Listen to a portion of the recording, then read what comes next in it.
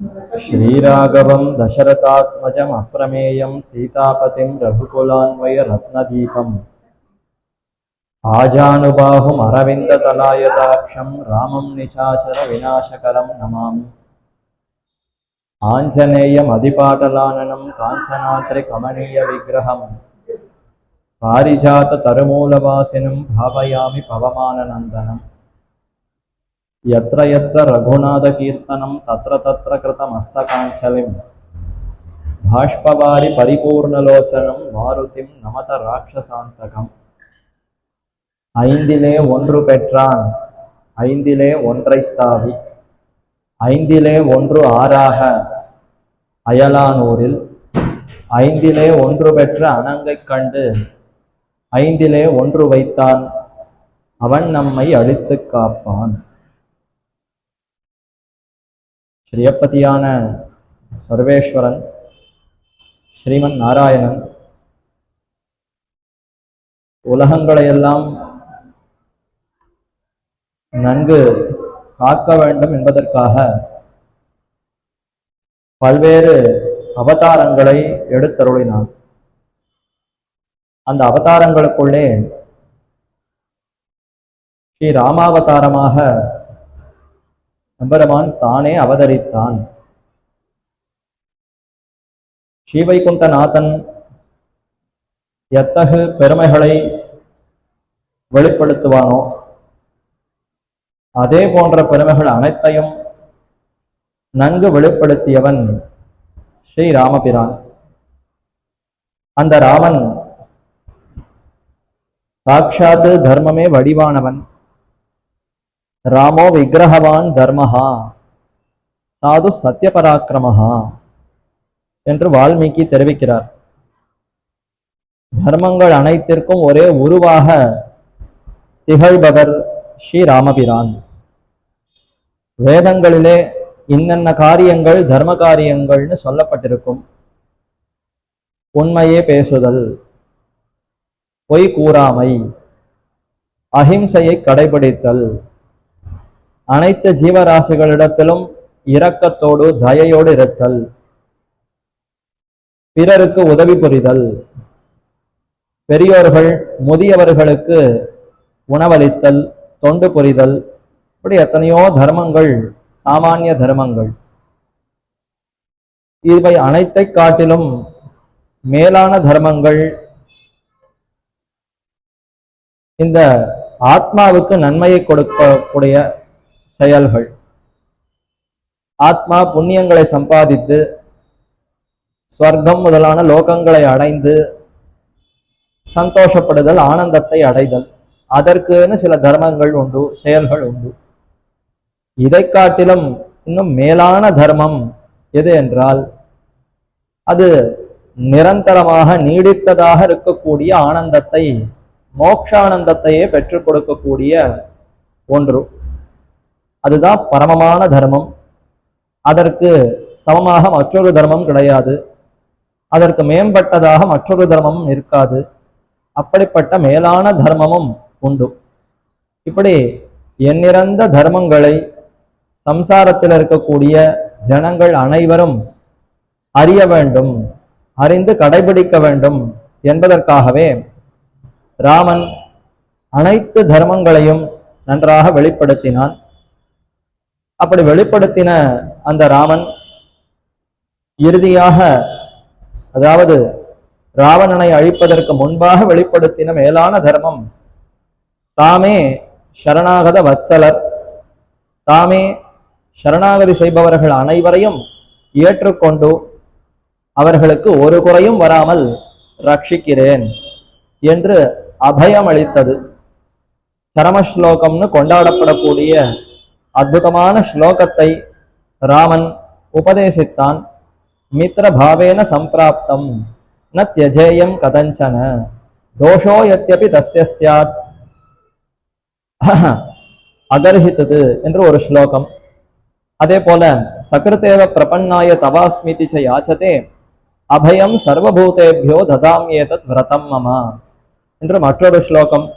இப்படி பல ஸ்லோகங்களிலே தன்னை சரணமடைந்த யார் ஒருவனும் அவனுக்கு நன்மையே எப்போதும் ஏற்படும். தன்னை பற்றினவனுக்கு ஒரு காலம் தீங்கு வாராது. தாமே தன்னை சரணடைந்தவனை எல்லா காலத்திலும் காக்கிறேன் என்று உறுதி கொடுக்கிறார்.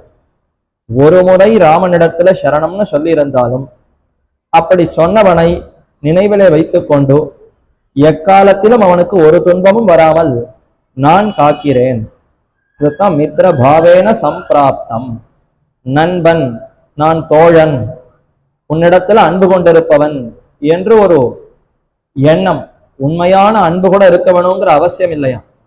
ஏதோ உன்னிடத்துல அன்பு இருக்கிறதுன்னு ஒரு வெளி வேஷத்திற்கு அன்பை காட்டினாலும் அப்படி அன்பு காட்டி ராமனிடத்துல பரிவோடு வந்து ராமா நீதான் என்னை காக்க வேண்டும்னு கேட்டால் அதை உண்மையான அன்பாகவே கருதி அவர்களை ஒரு காலம் கைவிடாதவனாக ரட்சிக்கிறானாம். ந தியஜேயம் கதஞ்சன, ஒரு காலம் அவனை கைவிடுவதில்லை. தோஷோ யத்யபி தஸ்ய ஸ்யாத் சதாமேதத் அகர்ஹிதம். அவன் தோஷவானாக இருப்பினும், பல குற்றங்களை புரிந்திருப்பினும், அவன் குற்றம் புரிந்தானே என்பதற்காக நான் கைவிட மாட்டேன். மாறாக என்னையே பற்றி இருக்கிறான், என்னிடத்துல அடைக்கலம் புகுந்திருக்கிறான், ஆகவே அவனை ஒரு காலம் கைவிட மாட்டேன் என்று ஆச்சரியமா தன்னுடைய சரணாகத ரக்ஷணத்தை ராமன் வெளிப்படுத்தியிருக்கிறார். அதுதான் இருக்கிறதுலேயே மேலான தர்மம்.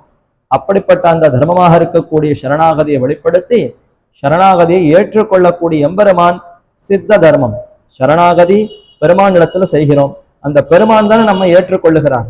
அப்போ அவர்தான் சாட்சாத்து சித்தமாக இருக்கக்கூடிய தர்மம். இதையெல்லாம் நன்கு உலகத்தவர்கள் அறிய வேண்டும் என்பதற்காகவே ராமனாக அவதரித்தான். அவதரித்து அதை எப்பொழுது வெளிப்படுத்தலாம்னு காத்து கொண்டிருந்தாராம். தகுதியான சரியான ஒருத்தர் வந்தாதானே வெளிப்படுத்த முடியும். ராமன் தயாரா இருக்கிறார், நீதான் எனக்கு ஒரே புகழ் சரணம் வந்து அவர் திருவடிகளை பற்றுவதற்கு யாரேனும் வர வேண்டுமா அல்லவா? அப்படி வருவதன் யாரு என்றுதான் எதிர்பார்த்து கொண்டிருந்தார். அப்படி எதிர்பார்ப்பை பூர்த்தி செய்தவன், நிறைவு செய்தவன் யாருன்னா விபீஷண ஆழ்வான். லங்கேஸ்வரனான ராவணன் அவனுடைய தம்பியா இருக்கக்கூடிய விபீஷண ஆழ்வான், அவன் வருவனான்னு எதிர்பார்த்து கொண்டு தான் ராமன் அக்கறை, அதாவது அயோத்தியிலிருந்து புறப்பட்டு இந்த சமுத்திரக்கரை வரைக்கும் அவர் அவ்வளவு தூரம் நெடுக நடந்து வந்தாரே. யாரை எதிர்பார்த்து கொண்டுன்னா இப்படிப்பட்ட ஒரு சரணாகதன் கிடைப்பனா, நாம் ஒருவனே புகழ், வேறு யாரும் நமக்கு கதி இல்லை என்று சொல்லிக்கொண்டு நம்மிடத்துல அடைக்கலம் தேடி வருபவன் ஒருவன் இருப்பனான்னு எதிர்பார்த்து கொண்டுதான் ராமன் வந்தார். அவருடைய எதிர்பார்ப்பை முழுமையாக நிறைவு செய்தவன், அதை நன்றாக நிறைவேற்றியவன் விபீஷண ஆழ்வான் ஒருவனே.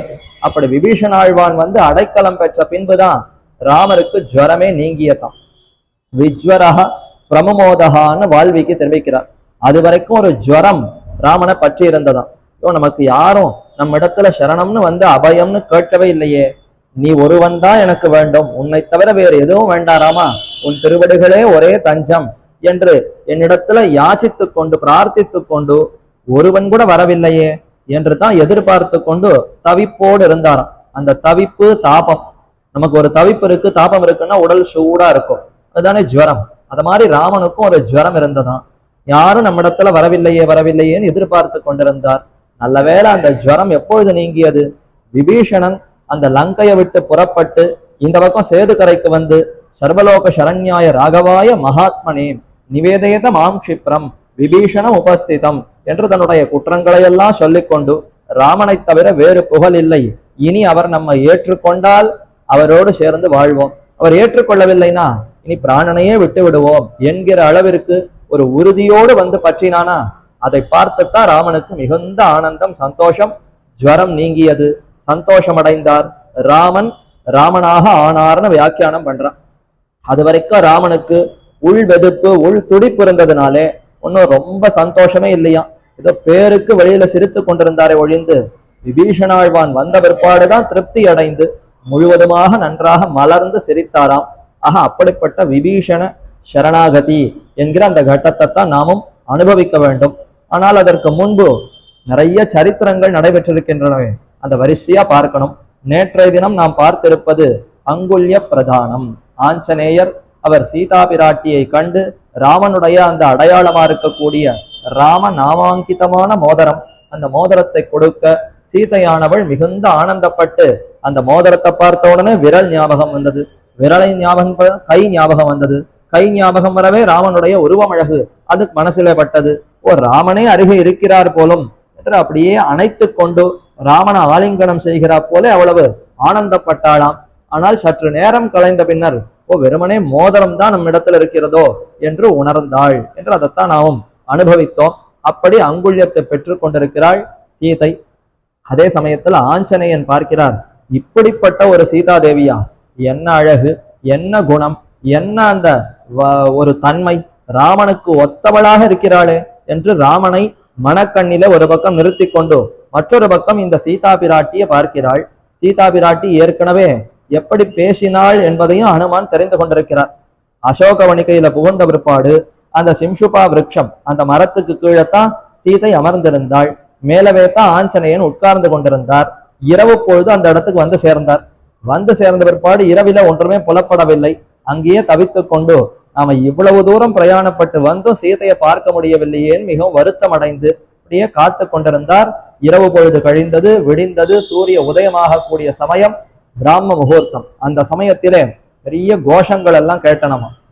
வாத்திய கோஷங்கள் ஒரு பக்கம், வேத கோஷம் ஒரு பக்கம். என்ன ஏது யார் வருகிறார்கள்னு பார்த்தால் ராவணன் புறப்பட்டு வந்து கொண்டிருக்கிறான். தன்னுடைய சைன்யங்கள், தன்னுடைய அந்த அலங்காரம் முன்னாடி பண்ணி கொண்டிருக்கக்கூடிய ஸ்திரீகள், பரிஜனங்கள் எல்லாருமாக பெண்கள் எல்லாம் சுற்றி புடைசூழ ராவணன் வந்து சீதையினிடத்துல பேசி எப்படியாவது சீதையை தன்னுடைய இச்சைக்கு ஆசைக்கு உடன்பட வைக்க வேண்டும் என்பதற்காக அவன் தினப்படி விடியற் காலை பொழுதே வந்து சீதா பிராட்டியினிடத்துல சொல்லக்கூடாத தகாத வார்த்தைகளை எல்லாம் பேசி அவளை எப்படியாவது தன்னிடத்துல ஈடுபடுத்த வேண்டும்னு முயற்சி எடுக்கிறான். அந்த கட்டத்தை தான் ஆஞ்சநேயரும் பார்த்து கொண்டிருந்தார். யார் வருகிறா என்று பார்த்தால் ராவணன் வருகிறான். பார்த்தால் அவ்வளவு கம்பீரமா இருக்கு, பெரிய நடை உடை எல்லாம் நன்னா இருக்கு. இப்படிப்பட்ட இவன் இவ்வளவு தாழ்ந்த காரியத்தை புரிகிறானே. தோற்றம் என்னோ நன்னாதான் இருக்கு, ஆனா உள்ளம் அழகாக இல்லையே. வெளித்தோற்றம் அழகாக இருப்பினும் உள் மனது அது சரியா இல்லை. கண்ட விஷயங்கள் ஈடுபடுகிறது, செய்யக்கூடாத காரியத்தை செய்து விட்டான்னு பார்த்தால் இவ்வளவு தாழ்ந்தவனாக இருக்கிறானே என்று ஒரு பக்கம் அவனிடத்துல எரிச்சல். சரி, என்ன செய்கிறான் பார்ப்போம்னு எதற்காக இங்கு வருகிறான்னு பார்த்தால் சீதா இருக்கக்கூடிய அந்த இடத்திற்கே வந்து சீதைய மிரட்டி கொண்டிருந்தான். எப்படியாவது நீ என்னுடைய அந்த ஆசைக்கு இணங்க வேண்டும்னு அவன் சொல்லி கொண்டிருக்கிற சமயத்திலே சீதை அவள் ராஜ தர்மத்தை நன்கு அறிந்தவள். என்னதான் ராவணன் தன்னிடத்துல இவ்வளவு அபச்சாரப்பட்டிருந்தாலும் அவன் ஒரு அரசன் தானே, லங்கைக்கு அரசனாக இருக்கிறான். இவளும் ஜனக குலத்தில பிறந்திருக்கக்கூடிய அற்புதமான ஒரு பெண். ஆகவே அந்த ராஜாவுக்கு எப்படி வணக்கத்தை செலுத்த வேண்டும், ஒரு அரசன்னு சொன்னால் எவ்வளவு அந்த கௌரவத்தை பாதுகாக்க வேண்டும் என்பதற்காக இவளும் என்ன செய்தாள்னா ஒரு துரும்பை கிள்ளி அப்படி போட்டாளாம். திருணம் அந்தரத கிருத்வா என்று வால்மீகி தெரிவிக்கிறார். ஒரு துரும்பை எடுத்து ராவணன் அந்த பக்கம் இருக்கிறான்னா அவனுக்கு முன்னாடி துரும்பை போட்டு துரும்பை பார்த்துத்தான் ராவணன் இடத்துல பேசினாளாம். என்ன நேர அவனை பரன் இன்னொருத்தன் தன் பர்த்தா ராமன் அவனிடத்துல முகம் கொடுத்து பேசலாம், இன்னொரு புருஷனிடத்துல இந்த பெண்ணானவள் எப்படி பேச முடியும்? ஆகவே அவன் வந்து எத்தனை அச்சமூட்டினாலும் பயமுறுத்தினாலும் அவனிடத்துல பேசும் பொழுது அவனை பார்க்காமலே இந்த துரும்பை பார்த்து கொண்டுதான் பேசினாளாம். அப்படி துரும்பை கிள்ளி போட்டு பேசினாள்ங்கிற இடத்துல அற்புதமா நம்முடைய பெரியோர்கள்லாம் வியாக்கியானத்துல பல அர்த்தங்களை காட்டுகிறார்கள். ஏன் இப்படி செய்தாள்னா அவன் ஒரு என்னதான் நம்ம இடத்துல கொடுமை புரிந்திருந்தாலும் அவனும் ஒரு அரசன் தானே.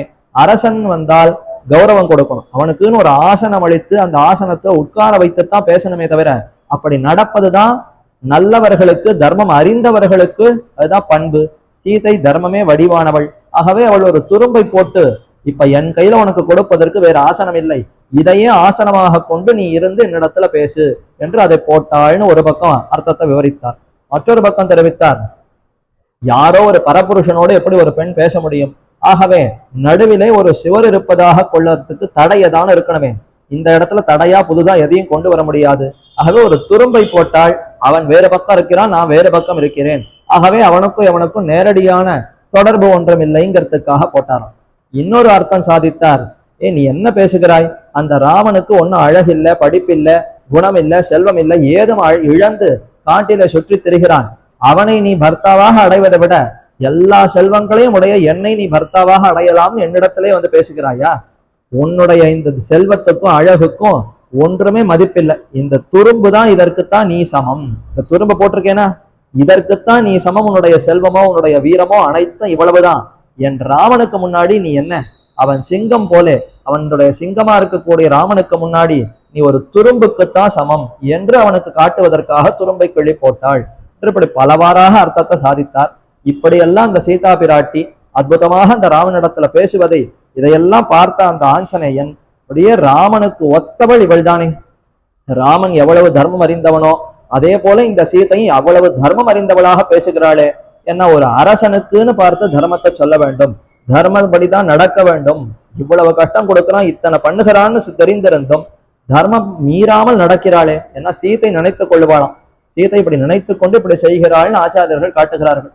ஒருவேளை ராமன் எல்லாம் திரும்பி சீதையை பெற்ற பிற்பாடு அயோத்திக்கு போன பிற்பாடு விசாரிப்பானாம், ஏ சீதே, நீ ராவணனுக்கு ஏதோ உபதேசித்தாயாமே, உபதேசித்தாள். மித்திரம் ஔகைகம் கர்த்தும் ஸ்தானம் பரீப்சதா, உன்னுடைய ஸ்தானத்தை நீ நிலைநிறுத்திக் கொள்ள வேண்டும், உன் பெண் பெண்டாட்டியோடும் பிள்ளைகளோடும் நீ நன்றாக லங்கையில வாழ வேண்டும் என்று சொன்னால் நீ என்னை ராமனிடத்துல ஒப்புவிப்பாய். ராமனிடத்துல நீ நண்பன் சொல்லி கொண்டு போனால் போறோம், அவன் காலில் போய் விழணுங்கிற அவசியம் இல்லை. போய் நண்பன் என்று பேசி அவனிடத்துல நீ கலந்து கொண்டாலும் அவன் உன்னை ஏற்றுக்கொள்ளுவான். நீ தீயவன் தாழ்ந்தவன் பார்க்கவே மாட்டான் என்னுடைய ராமன். அவ்வளவு ராமனுடைய பெருமைகளை சொல்லி உபதேசித்தாள். ஏன் அந்த இடத்துல விசாரிக்கிறார்கள், ராவணன் அவ்வளவு தாழ்ந்தவன், காலில் விழுவதற்கு கூட தகுதி அற்றவன். ஆனா அவனை பார்த்து நீ நண்பனாக உன்னை நினைத்து கொண்டு நண்பன்கிற ஒரு போர்வையை போர்த்தி கொண்டு ராமனிடத்துல போன்னு சொல்லுகிறாரே, இப்படி சொல்லணுமா சீதை என்று அங்கேயும் விசாரித்து கொண்டு ராமன் நாடு திரும்பின பிற்பாடு சீத்தை அழைத்து விசாரிப்பாளாம், ஏ சீதே, நீ ராவணனுக்கு உபதேசித்தாயாமே, என்ன செய்தாய், எப்படி உபதேசித்தாய் சொல்லுன்னு கேட்டா சீதை சரியா சொல்லணும் அல்லவா, தர்மம் அறிந்தவள், ராஜாவுக்கு உண்டான தர்மங்களை எல்லாம் நன்றாக கடைபிடிப்பவள். அப்ப நான் இந்த மாதிரி பேசினேன், நீ போய் காலில் விழுன்னு சொன்னேன், அவன் வந்த பொழுது உனக்கு ஆசனம் கொடுக்கல ஒன்னும் கொடுக்கல, அப்படியே நிறுத்தி பேசினேன் என்று இதையெல்லாம் ராமனிடத்துல சொன்னால் ராமன் சீதையை பார்த்து கேட்கலாம், அது எப்படி சீதை நீ இப்படி நடந்து கொண்டிருக்கலாம், நீயும் ஜனக குலத்துல பிறந்தவள் தானே, தர்மம் தெரியாதா, இன்னொரு அரசனை இன்னொரு அரசன் காலில் போய் விழுன்னு சொல்லலாமோ? ஒரு அரசன் சொன்னால் அவனுக்கு மதிப்பு கொடுக்கணும், அவன் தீயவனாக இருந்தாலும் மதிப்பு கொடுத்து நண்பன்கிற போர்வையில போன்னு நீ சொல்லி இருக்க வேண்டும், அவனுக்கு ஆசனம் கொடுத்திருக்க வேண்டும். இதெல்லாம் உனக்கு கொடுக்க தெரியலையே சீதைன்னு சீதையின் இடத்துல அப்ப ராமன் வருந்துவனாம். அதை சீதை மனதிலே வைத்துக் கொண்டு, ஐயோ என் ராமன் பின்னாடி என்னிடத்துல இப்படி விசாரித்து அவர் வருந்தினால் அப்ப நான் என்னால தாங்கிக் கொள்ள முடியாது, ஆகவே இப்பொழுதே அவருடைய வருத்தத்தை போக்கி விடுகிறேன் என்றுதான் ராவணனுக்கு ஆசனம் கொடுப்பதாக துரும்பை கிள்ளி போட்டாளாம். ராமனிடத்துல நீ நண்பனாக போய் ராமனிடத்துல சேருன்னு உபதேசித்தாளாம். இதெல்லாம் என்ன குணம், என்ன குணம், எங்கேயாவது நமக்கு வருமா? நமக்கு யாரான ஒருத்தன் தீயவனா இருந்து நமக்கு தீமை புரிந்திருந்தால் பார்க்கிற க்ஷணந்தோறும் அப்படியே பத்தி எரியும் நெருப்பு எரியும், அவன் பேர்ல எவ்வளவு கடிந்து விழலாம், எவ்வளவு அவனுக்கு தீமை புரியலாம், இதுதான் மனசு முழுக்க இருக்குமே தவிர அவன் எப்படிப்பட்டவனாக இருப்பினும் அவனுக்கு தர்மப்படி நாம நடக்க வேண்டும்ங்கிற எண்ணம் நமக்கு வரவே வராது. நேரடியா பாதிக்கப்பட்டிருப்பவள் சீதை, ஆனால் அவள் ராமன் என்ன நினைக்க போகிறானோங்கிறது தன்னுடைய மனதிலே கொண்டு ராமனுடைய நலம், ராமனுடைய நன்மை, அவனுடைய சந்தோஷத்திற்காக ராவனிடத்துல இப்படி நடந்து கொண்டாள்னு பார்த்தாள். அப்படி கருத்து ஒருமித்த தம்பதிகள், இதனாலதான் திவ்ய தம்பதிகள்னு பெருமானுக்கு பெரும் பிராட்டிக்கும் திருநாம். நாமெல்லாம் வெறுமனே தம்பதிகள், ஆனா பெருமானும் பிராட்டியும் திவ்ய தம்பதிகள்னா அவர் உள்ளத்துல என்ன நினைக்கிறாருன்னு இவளுக்கு தெரியும், இவள் உள்ளத்துல என்ன நினைப்பாள்னு அவருக்கு தெரியும். இத்தனைக்கும் நடுவுல எவ்வளவு தூரம், அவள் எங்கோ லங்கையில இருக்கிறாள், இவர் எங்கோ ராமர் எங்கேயோ பாரதத்துக்குள்ள கிஷ்கிந்தையில இருக்கிறார். அப்படி இருக்கக்கூடிய சமயத்திலும் ராமன் இப்படி நினைப்பாருங்கிறத அவள் உணர்ந்து செய்திருக்கிறாள்னா அப்பேற்பட்ட குணம். இந்த குணத்தை பார்த்துத்தான் ரெண்டு பேருக்கும் குணங்கள் ஒத்திருக்கிறது. துல்லிய சீல வயோவிருத்தாம், என்ன ஒழுக்கம் என்ன ஒழுக்கம், சீதை எவ்வளவு ஒழுக்கத்தோடு பேசுகிறாள், ஒழுக்கத்தோடு அவளுடைய உடை நடை எல்லாம் அமைந்திருக்கிறது. ராமனுக்கும் அத்தனை ஒழுக்கம் இருக்கிறது, ரெண்டு பேருக்கும் ஒத்திருக்கிறது. துல்லிய சீல வயஹ, பருவமும் ஒத்திருக்கிறது, ராமனுக்கும் ஒத்த பருவமும் சீதையாக இருக்கிறாளே. துல்லியசீல வயோ விருத்தாம், ஆச்சாரமும் அதற்கு ஏற்ப இருக்கிறது என்று அனைத்தையும் பார்த்து மகிழ்ந்த அந்த ஆஞ்சநேயன் இறுதியாக முடிக்கிற சமயத்துல தஸ்ய இதம் அசிதேக்ஷனான்னு சொல்லி முடித்தாள். எல்லாம் ஒத்திருக்கிறது, ஆனால் கண்ணழகியான இந்த சீதையும் ராமனுக்கு ஒத்திருப்பவள் என்று சொல்லி முடித்தாரே தவிர அங்க என்ன சொல்லி இருக்கணும், கண்ணழகியான சீதை கண்ணழகனான ராமனுக்கு ஒத்திருப்பவள்னு சொல்லி முடிச்சிருக்கணும். ஆனா முடிக்கிறச்ச மிகுந்த தாமரை கண்ணை போல அழகாக இருக்கக்கூடிய கண்ணழகியான சீதை அந்த ராமனுக்கு ஒப்பானவள்னு வெறும முடித்தாள். அப்படின்னா என்ன அர்த்தம், ராமனுடைய அழகு மொத்தமும் சேர்த்து வைத்தாலும் சீதையினுடைய ஒரு கண்ணழகுக்கு தான் சமமா இருக்க முடியுமா?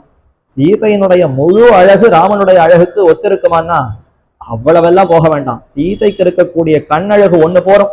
தராசு தட்டுல ராமனுடைய முழு அழகையும் வைக்கணும்.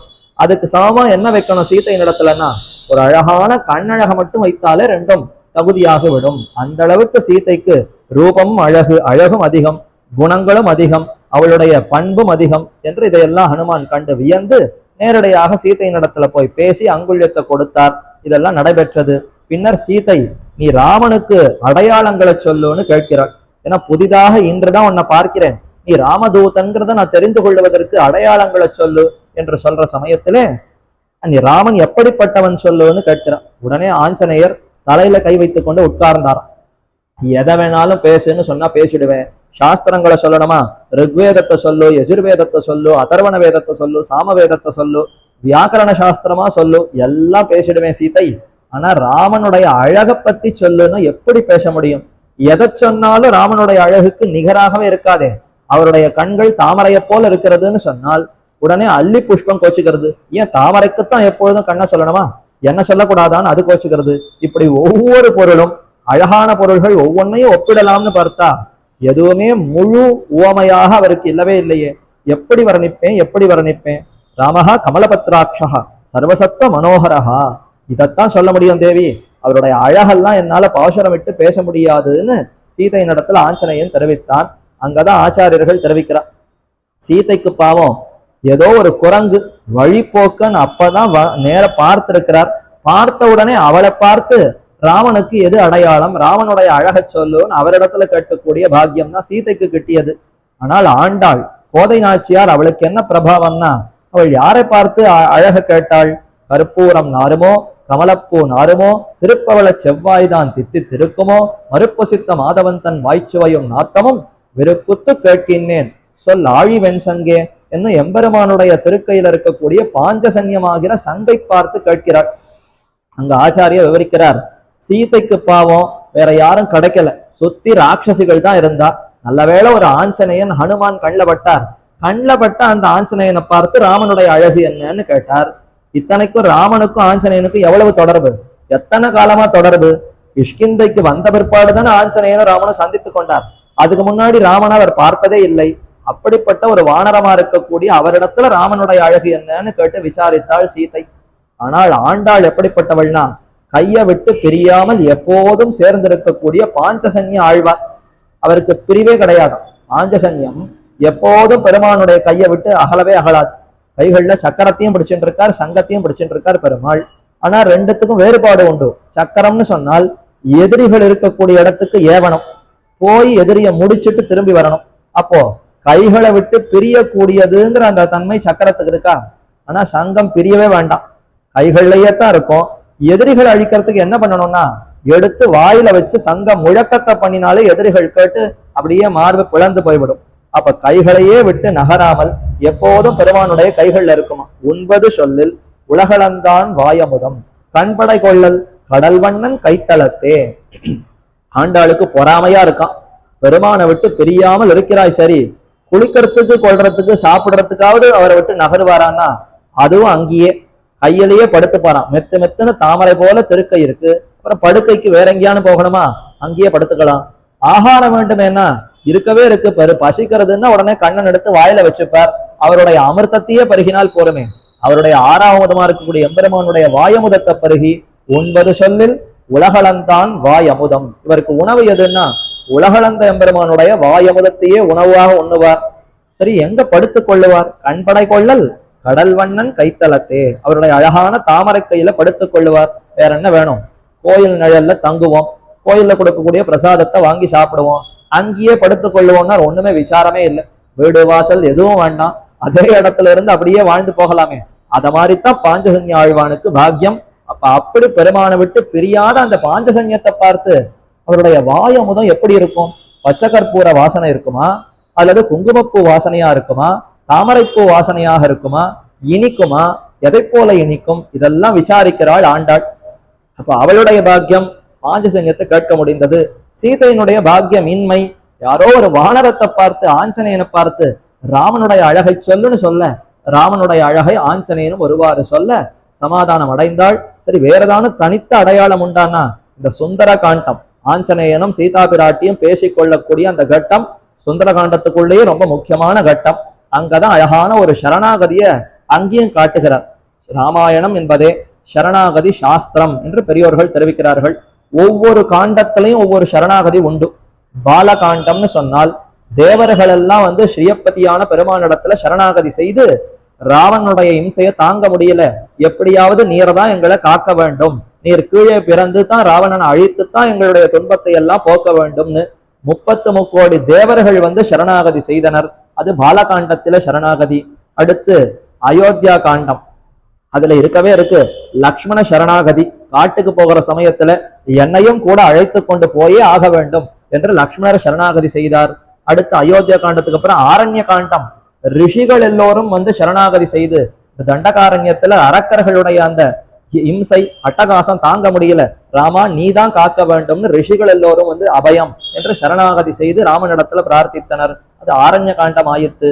அடுத்து கிஷ்கிந்தா காண்டம், அங்கே சுக்ரீவ சரணாகதி. சுக்ரீவனே ராமனிடத்துல சரணாகதி பண்ணி எப்படியாவது என்னுடைய ராஜ்யம், வாலியை அவனை தோற்கடித்து ராஜ்யத்தை பெற்றுக் கொடுக்கணும், இழந்த மனைவி அவன் தான் அபகரித்து போனான், அதை பெற்றுக் கொடுக்க வேண்டும் சுக்ரீவ சரணாகதி இருக்கிறது. இதற்கு மேல இப்ப சுந்தர காண்டத்துல எங்க சரணாகதி இருக்கு? மேலெழுந்த வாரியா பார்த்தால் அந்த கதையில சரணாகதின்னு ஒண்ணுமே இல்லை. ஏன்னா அனுமார் புறப்பட்டார், தாவினார், இக்கரையில லங்கை முழுக்க சுத்தி தேடினார், சீதையை பார்த்தார், மோதிரத்தை கொடுத்தார், அடையாளத்தை வாங்கி கொண்டார், புறப்பட்டு லங்கையெல்லாம் தீக்கரை ஆக்கினார், ராமனிடத்துல சென்று சேர்ந்தார். இவ்வளவுதானே சுந்தர காண்டம். அப்போ அதுல சரணாகதிங்கிற விஷயமே இல்லையே. வால்மீகி யோசித்து இதுலயும் ஒரு சரணாகதி இருக்க வேண்டும் என்று சேர்த்தார்.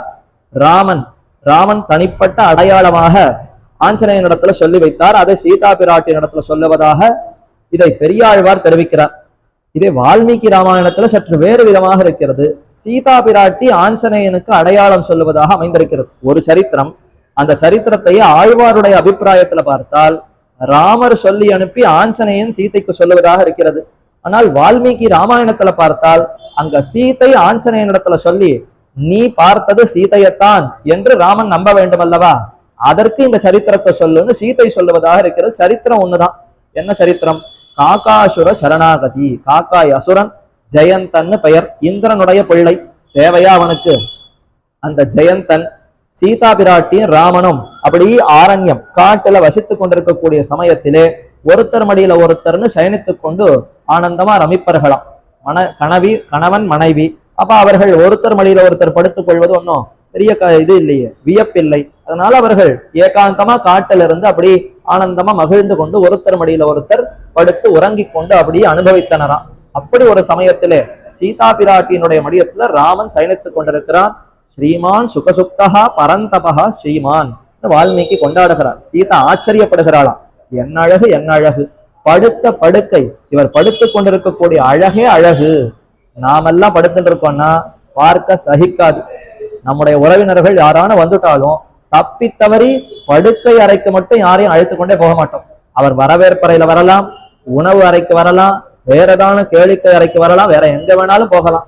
ஆனா படுக்கை அறைக்கு மட்டும் அவர் எப்படியுமே உள்ள அனுமதிக்க மாட்டோம். ஏன்னா நம்மையே நாம படுத்துட்டு இருக்கிற சமயத்துல பார்த்தா ரசிக்காது. யாரான ஒருத்தர் நான் எப்படி படுத்துட்டு இருக்கேன்னு புகைப்படம் எடுத்து எங்கேயான மாட்டிருக்காளா பாத்திருக்கீங்களா? அது மட்டும் பண்ணிக்கவே மாட்டோம். ஏன்னா நாம உறங்கக்கூடிய சமயத்துல எப்படி இருப்போம்னா அது யாராலுமே பார்க்க சகிக்காதவரா இருப்போம். ஆனால் எங்கு சென்றாலும் பெருமான் சயனத்தில் இருக்கிறார்னு சொன்னால் அவ்வளவு அழகா, கிடந்ததோர் கிடையழகு. ஆழ்வார ஆசைப்படுகிறார், என்ன அழகா சயனித்துக் கொண்டிருக்கிறார்.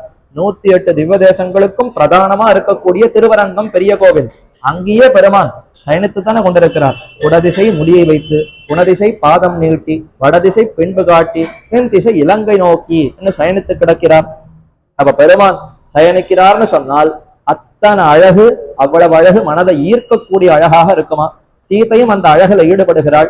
ஸ்ரீமான் சுகசுப்தகா பரந்தபகா, படுத்துருக்கிற சமயத்திலேயே எதிரிகள் எல்லாம் கிட்ட நெருங்க முடியாதபடி அத்தனை வீரத்தை பிரகாசிக்கும்படியா சயனிக்கிறாராம். நாமெல்லாம் வீரத்தை முழிச்சுட்டு இருக்கிற சமயத்திலேயே காட்டுவதற்கு முடிய மாட்டேங்கிறது. இவர் படுத்துட்டு இருக்கிற சமயத்திலேயே அவருடைய தேஜஸ் பிரகாசம் எப்படி இருக்கிறதுன்னா எதிரிகள் யாரு கிட்ட நெருங்க முடியாதபடி அந்த அளவுக்கு பெருமான் சயனித்திருக்கிறாராம். ஒரு சிங்கம் குகையில இருக்கிறது, வெளியில படுத்து கொண்டிருக்கிறதுன்னு சொன்னால் எதிரி கிட்ட வருமா? எந்த ஒரு மிருகமாக இருந்தாலும் சிங்கம் உறங்குகிறதுன்னு சொன்னா கூட கிட்ட வருவதற்கு பயப்படுமே. அதே போலத்தான் ராஜாதிராஜ சர்வேஷாம்னு எம்பெருமான் சயனத்துல இருக்கும் பொழுது யாரும் கிட்ட நெருங்குவதற்கு அஞ்சுவர்களாம். அப்படி ராமன் படுத்துக் கொண்டிருக்கக்கூடிய ஒரு நிலை பார்த்து பார்த்து ஆரல சீதைக்கு என்ன அழகு என்ன அழகுன்னு அனுபவித்துக் கொண்டிருக்கிறாள். அப்பொழுதோ இந்திரனுடைய பிள்ளை ஜெயந்தன் பெயர் பெற்றவன். அவன் இந்த சீதா பிராட்டினிடத்துல தகாத பார்வையை கொண்டான். சகல ஜகத்துக்கும் லோகத்துக்கும் மாதாவா இருக்கக்கூடிய பிராட்டினிடத்துல காம எண்ணம் கொண்டு காம பார்வையோடு இவளை எப்படியாவது அனுபவிக்க வேண்டும் என்று ஆசை கொண்டான். அந்த ஆசையினாலே ஒரு காக்கையினுடைய வடிவத்தை எடுத்துக்கொண்டு அவளுடைய முலை சீதா பிராட்டியினுடைய மார்பகத்துல போய் கொத்தி அதை அனுபவிக்க வேண்டும்னா இப்படி ஒரு தகாத தீழ்ந்த ஒரு எண்ணத்தை தாழ்ந்த ஒரு எண்ணத்தை கொண்டான். அதே போலயே காக்கை வடிவத்தை கொண்டு போய் முலையில தீண்ட ரத்தம் பெருகித்து. சீதை விரட்ட வேண்டாம் நகர்த்த வேண்டாம்னு ஏன் இருந்தாள்னா கையால ஓங்கி அடித்திருக்கலாம், ஏதாவது பண்ணிருக்கலாமே. ராமன் எழுந்து விடுவானு. மடியில படுத்துட்டு இருக்கக்கூடிய ராமனுக்கு ஒரு ஆபத்தும் வரக்கூடாது. இப்பதான் அவர் சுகமாக கண்ணுறங்குகிறார். அப்படி உறங்கக்கூடிய ராமனை எழுப்பலாமோ? அவருக்கு ஒரு தொந்தரவும் வரக்கூடாது. நமக்கு எந்த ஆபத்து வந்தாலும் பரவாயில்ல, நான் என்ன கஷ்டப்பட்டாலும் பரவாயில்ல, ராமனுடைய உறக்கத்துக்கு எந்த ஆபத்தும் வரக்கூடாதுன்னு சீதை அந்த காக்கை கொத்தின சமயத்திலும் அதை விரட்டவோ அடிக்கவோ ஹோஹோன்னு சப்தம் எழுப்பவோ ஏதும் பண்ணாமல் வெறுமனே இருந்தாள். ஆனால் காக்கை இதை கண்டு கூட அது திருந்தாமல் மேல மேல கொத்த மார்பகத்திலிருந்து ரத்தம் பெருகித்து ரத்த துளி ராமன் பேரல பட்டு என்னமோ சில்லுன்னு படுகிறதே, என்னதுன்னு கண் விழித்து பார்த்தால் அருகே காக்கை சீதையினுடைய முலையிலிருந்து ரத்தம் சொட்டுகிறது. பார்த்து மிகுந்த கோபம் கொண்டார். என்னுடைய பத்னி மகாலட்சுமியை அவ சீதையாக பிறந்திருக்கிறாள். அப்படிப்பட்ட சகல ஜகத்துக்கும் மாதாவா இருக்கக்கூடிய பிராட்டி நிலத்துல இப்படி ஒரு அபச்சாரமா விட்டேனா பார் உன்னை கடும் கோபம் கொண்டு கீழே அருகே இருந்தக்கூடிய ஒரு தர்பை புல்லை எடுத்தார். பிரம்மாஸ்திரத்தை மந்திரத்தை உச்சரித்து இதுல பிரம்மாஸ்திரம் இருக்கட்டும்னு சொல்லி தன்னுடைய வில்லில பூட்டி அப்படி செலுத்த அது அப்படியே துரத்துகிறது. த்ரீன் லோகான் சம்பரிக்கிரம்ய என்று 3 உலகத்துக்கு ஓடினானாம். வித்தகனே ராமாவோ நின்னபயம் என்னழைப்ப சித்திரகூட திருப்ப சிறுகாக்கை முளைதீண்ட அத்திரமே அதன் கண்ணை அறுத்ததுமோர் அடையாளம் என்று பெரியாழ்வார் இத்தை அற்புதமாக விவரிக்கிறார். நின்னபயம் என்று இறுதியாக விழுந்ததாம். உலகத்துக்கும் போய் தட்டி தட்டி பார்த்தது, எங்கும் யாரும் கதவு திறக்கவே இல்லையாம். தன்னுடைய தாயார் தகப்பனார் மற்ற தேவர்கள் மற்றும் உண்டான உறவுக்காரர்கள் மொத்தம் உண்டான ரிஷிகள் எத்தனையோ அரசர்கள் எல்லா இடத்துலயும் போய் சுத்தி எங்கும் யாரும் அடைக்கலம் கொடுக்கவில்லைன்னு அப்படியே சுற்றி எந்த இடத்திலிருந்து புறப்பட்டதோ அந்த இடத்திற்கே சேர்ந்தது காக்கை. ஒண்ணு இதற்கு மேல பறப்பதற்கு சக்தி இல்லாமல் தொப்பென்னு பூமியில விழுந்தது. அதனுடைய அதிர்ஷ்டம் விழுந்த இடம் ராமனும் சீதையும் படுத்துக் கொண்டிருந்த அதே இடம். எங்கு ராமன் சயனித்துக் கொண்டிருந்தாரோ அதே இடத்துல விழுந்தது. விழுந்த அந்த காக்கைய ஐயோ எப்படியாவது இது ராமன் இடத்துல விழுந்தது, இதனுடைய பிராணன் போகாதபடி ரட்சிக்க வேண்டும்னு சீதை என்ன செய்தாளாம்னா சட்டென்று அந்த காக்கையை திருப்பி ராமனுடைய திருவடியில படுகிற மாதிரி வைத்தாளாம். விழக்கூடியவன் தன் தலை ராமனுடைய திருவடியோடு சேர்ற மாதிரி விழுந்திருக்கலாமா? அப்படி விழும்போது கூட தன் கால் ராமனுடைய திருவடி பக்கம் நீட்டின்னு இருக்கிற மாதிரி விழுந்தானா.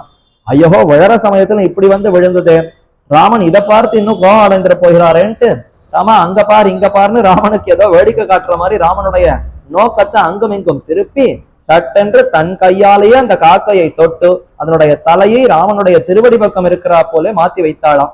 வைத்துட்டு ராமா காக்க சரணாகதி கொண்டு நீ எப்படியாவது அதை காக்க வேண்டும், பிராணனை எடுக்கக்கூடாது, உயிர் எடுக்கக்கூடாது, உன்னுடைய அஸ்திரத்தை திருப்பி வாங்கிக்கோன்னாலும். ஆஹா சீதை என்ன குணவதி என்ன குணவதி, தன்னிடத்துல இவ்வளவு அபச்சாரப்பட்டிருந்தாலும் குழந்தை நம்ம இடத்துல அபச்சாரப்பட்டால் அதற்காக குழந்தையை கொல்ல முடியுமா? அந்த அளவுக்கு தாய் அன்பு இவளுக்கு இருக்கிறதே. பெற்றவனா இருக்கக்கூடிய தந்தையா இருக்கக்கூடிய எனக்கு இந்த அன்பு இல்லையே என்று வெட்கம் தலை சாய்ந்து சரி போகட்டும், பிராணனை எடுக்க முடியாது, ஆனால் பிரம்மாஸ்திரத்துக்கு ஒரு அழிவு பண்ண முடியாது. நான் ராமனுடைய பானம்னு சொன்னால் போன காரியத்தை முடித்து கொண்டு வரணும். அது போயிட்டுதான் செய்ய முடியாமல் திரும்பி வந்ததான்னு இருக்கக்கூடாது. அதை என்ன பண்ணுவதுன்னா சரி ஏதானும் பண்ணணுமே, உயிரை எடுக்க வேண்டாம், ஒரு கண்ணை மட்டும் எடுப்போம் என்று அந்த பிரம்மாஸ்திரத்துக்கு ஏவின காரியத்தின்படி அது போய் காக்கையினுடைய ஒரு கண்ணை மட்டும் எடுத்து அந்த காக்கையினுடைய உயிரையே ரட்சித்தது, உயிர் பிச்சை அளித்தது என்று பார்க்கிறோம். இப்படிப்பட்ட அந்த உயர்ந்த ஒரு அடையாளம் காக்கை அசுரனை எப்படி ராமன் காத்தான் என்ற இந்த சரித்திரம் சீதைக்கும் ராமனுக்கு மட்டுமே தெரிந்த சரித்திரமா. லக்ஷ்மணருக்கு கூட இப்படி ஒண்ணு நடந்ததுன்றது தெரியாதான். ஏன்னா ஏகாந்தமா ராமனும் சீதையும் இருந்தது, அதனால யாரும் அருகே இல்லை. சீதைக்கும் ராமனுக்கும் காக்கைக்கும் இந்த மூவருக்கு மட்டுமே தெரிந்திருக்கக்கூடிய இந்த ரகசியம் இதை அடையாளமாக சொன்னால், ஓ அப்ப நிச்சயம் சீதையத்தான் ஹனுமான் பார்த்திருக்கிறான் என்று ராமன் நம்புவான் என்பதற்காக சீதை சொன்னதாக வால்மீகி ராமாயணத்தில் இருக்கிறது. ஆனால் ஆழ்வார் அனுபவத்திலே ராமனிடத்திலிருந்து செய்தியை பெற்றுக்கொண்டு போய் சீதையினிடத்தில் ஆஞ்சநேயன் சொல்லும் பொழுது இதே அடையாளத்தை சொன்னதாக இருக்கு. இப்படியும் கொள்ளலாம், அப்படியும் கொள்ளலாம்.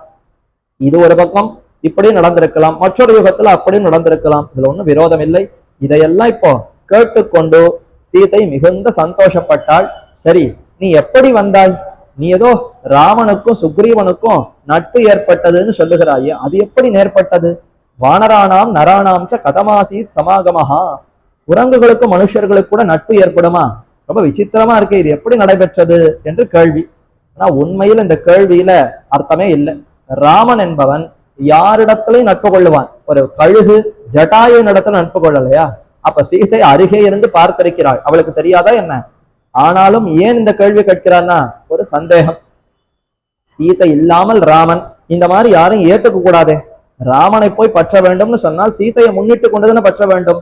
இப்ப சுக்ரீவன் முதலான வானரர்களை எல்லாம் ராமன் ஏற்றுக்கொண்டான்னா, சீதை அருகே இல்லாத சமயத்திலேயே இந்த வானரங்களை எல்லாம் ராமன் ஏற்றுக்கொண்டான்னு சொன்னால் அப்ப சீதைக்கு ஒண்ணுமே வேலையே இல்லையா?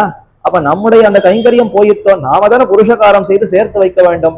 இந்த சந்தேகம் வந்துதான் சீதைக்கு. நாம் இருந்து சிபாரிசு செய்தன்றோ ராமன் சேர்த்து கொள்ள வேண்டும், தர்மமே மாறிவிட்டதோ என்று ஒரு சந்தேகம்.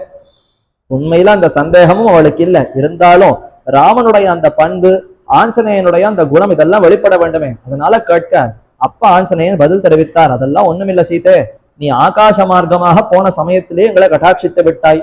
அப்படியா? நான் எங்க உங்களை இப்பதான் முதல்ல உன்னைய பார்க்கிறேன், எப்பயோ பார்த்தாய்ன்னு சொல்லுகிறாயன்னே. ஆமா, வானத்துல ஆகாசத்துல அவன் தூக்கி கொண்டு போகிற சமயத்திலே கீழே குனிந்து பார்த்து சில வானரங்கள் எல்லாம் இங்க குழுவாக கூடியிருக்கிறதே, இவர்கள் ராமனுக்கு ஏதான அடையாளம் சொல்லட்டும் என்பதற்காக உன்னுடைய ஆபரணங்களை எல்லாம் கழட்டி ஒரு துணியிலே போட்டு அதை மூட்டையாக கட்டி எங்களிடத்துல தானே போட்டாய். அப்பொழுதே வானத்திலிருந்து எங்களை பார்த்ததினாலே உன் கட்டாட்சம் எங்கள் பேரிலே விழுந்தது. பின்னர்தான் ராமன் எங்களை வந்து நோக்கி எங்களை ஏற்றுக்கொண்டானே தவிர நீ இல்லாமல் ராமன் எங்களை ஏற்றுக்கொண்டு விட்டான்னு நீ ஒன்னும் தவறாக எண்ண வேண்டாம் என்றெல்லாம் சொல்லி சமாதானப்படுத்தினார். ஓ சரி சரி, நாம பார்த்த பிற்பாடு தான் ராமன் ஏற்றுக்கொண்டானா என்று சீதைக்கும் ஆறுதல் ஏற்பட்டது. அடுத்து கேட்கிறாள், நீ எப்படி வந்தாய்ன்னு தெரியவில்லையே, உன்னுடைய உருவம் சின்னதாக இருக்கிறது, நீ எப்படி இவ்வளவு பெரிய சமுத்திரத்தை தாண்டி கிஷ்கிந்தையிலிருந்து புறப்பட்டு இங்கு வந்து சேர்ந்தாய்னா? உடனே பெருத்த உருவத்தை எடுத்து காட்டினானா ஆஞ்சநேயன். என்ன தேவி, என்ன போய் இப்படி நினைத்து கொண்டு விட்டாயே, ராமனுடைய தூதனாக இருப்பதினாலே அவருடைய அனுகிரகத்தினால் நமக்கு நிறைய சக்திகள் இருக்கிறது, இதோ உன்னை கண் முன்னாடியே காட்டுகிறேன்னு பெரிய ரூபத்தை எடுத்துக்கொண்டு இத்தோடுத்தான் அந்த ஆகாச மார்க்கத்துல பறந்து வந்தேன்னு காட்ட சீதை ரொம்ப சந்தோஷப்பட்டாள். சரி சரி, ரொம்ப சந்தோஷம். ஆஞ்சநேயன் இப்போ ஒரு வார்த்தை தெரிவிக்கிறார். என்னத்துக்கு தேவி, நீயே என் தோல்ல அமர்ந்து விட்டாள், கொண்டு போய் சேர்த்து விடுகிறேன். இதுல என்னத்துக்கு நாம் போய் செய்தியை சொல்லி பின்னர் படை திரட்டி கொண்டு வந்து ராவணனோட சண்டை இட்டு இவ்வளவெல்லாம் தேவையா? நீயோ இவ்வளவு மாசம் பிரிந்து துன்பப்படுகிறாய், இனிமேலும் துன்பம் வேண்டாம். ஆகவே நீ என்னோடு புறப்பட்டு வந்தால் உடனே உன்னை கொண்டு போய் சேர்த்து விடுகிறேன் ஆஞ்சநேயன் சொல்லுகிறார். அப்பொழுது சீதை தெரிவிக்கக்கூடிய வார்த்தை, இல்ல இல்ல அது முடியாது, நான் பரபுருஷனோடு எப்படி உட்கார்ந்து கொண்டு போக முடியும்? நீயோ வேறு ஒரு ஜாதி, உன்னிடத்துல நான் ஏறி உட்கார்ந்து கொண்டு உன்மேல பட்டு கொண்டு போவதுங்கிறது முடியாது என்று சொல்ல, இது சரியான பதில் அல்ல. நான் உன்னுடைய குழந்தைய போல, ஒரு தாய் தன்னுடைய மகனோடு சேர்ந்து அமர்ந்து போவதுன்றது ஒன்றும் குற்றம் இல்லையே. நான் உன்னுடைய அடியவன், உன்னுடைய மகன், நீ எனக்கு தாயை போல, ஆகவே நீ நிச்சயம் என்னோடு வருவதுங்கிறதுல ஒரு குற்றமும் இல்லை, இது உண்மையான காரணம் அல்ல. உடனே சீதை சொன்னாலாம், சரி சரி அது காரணம் இல்லை, இருந்தாலும் நீ ஆகாசத்துல பறந்து போகிற சமயத்துல எனக்கு பயமா இருக்கும். ஆகாசத்துல உன் முதுகுல நான் உட்கார்ந்து கொண்டு பறந்து வந்தால் அவ்வளவு மேல போனா எனக்கு ரொம்ப பயம். சிலருக்கெல்லாம் உயரமா போக போக பயம் வருமே, அந்த மாதிரி எனக்கு பயம்னு சீதை சொன்னாலாம். இதுவும் சரியான சமாதானம் இல்லை. உனக்காவது பயமாவது, நீ தேவதேவ திவ்ய மகிஷி, ஆகாசத்துல போறதுனால உனக்கு என்ன பயம்? அதெல்லாம் இல்லைன்னு.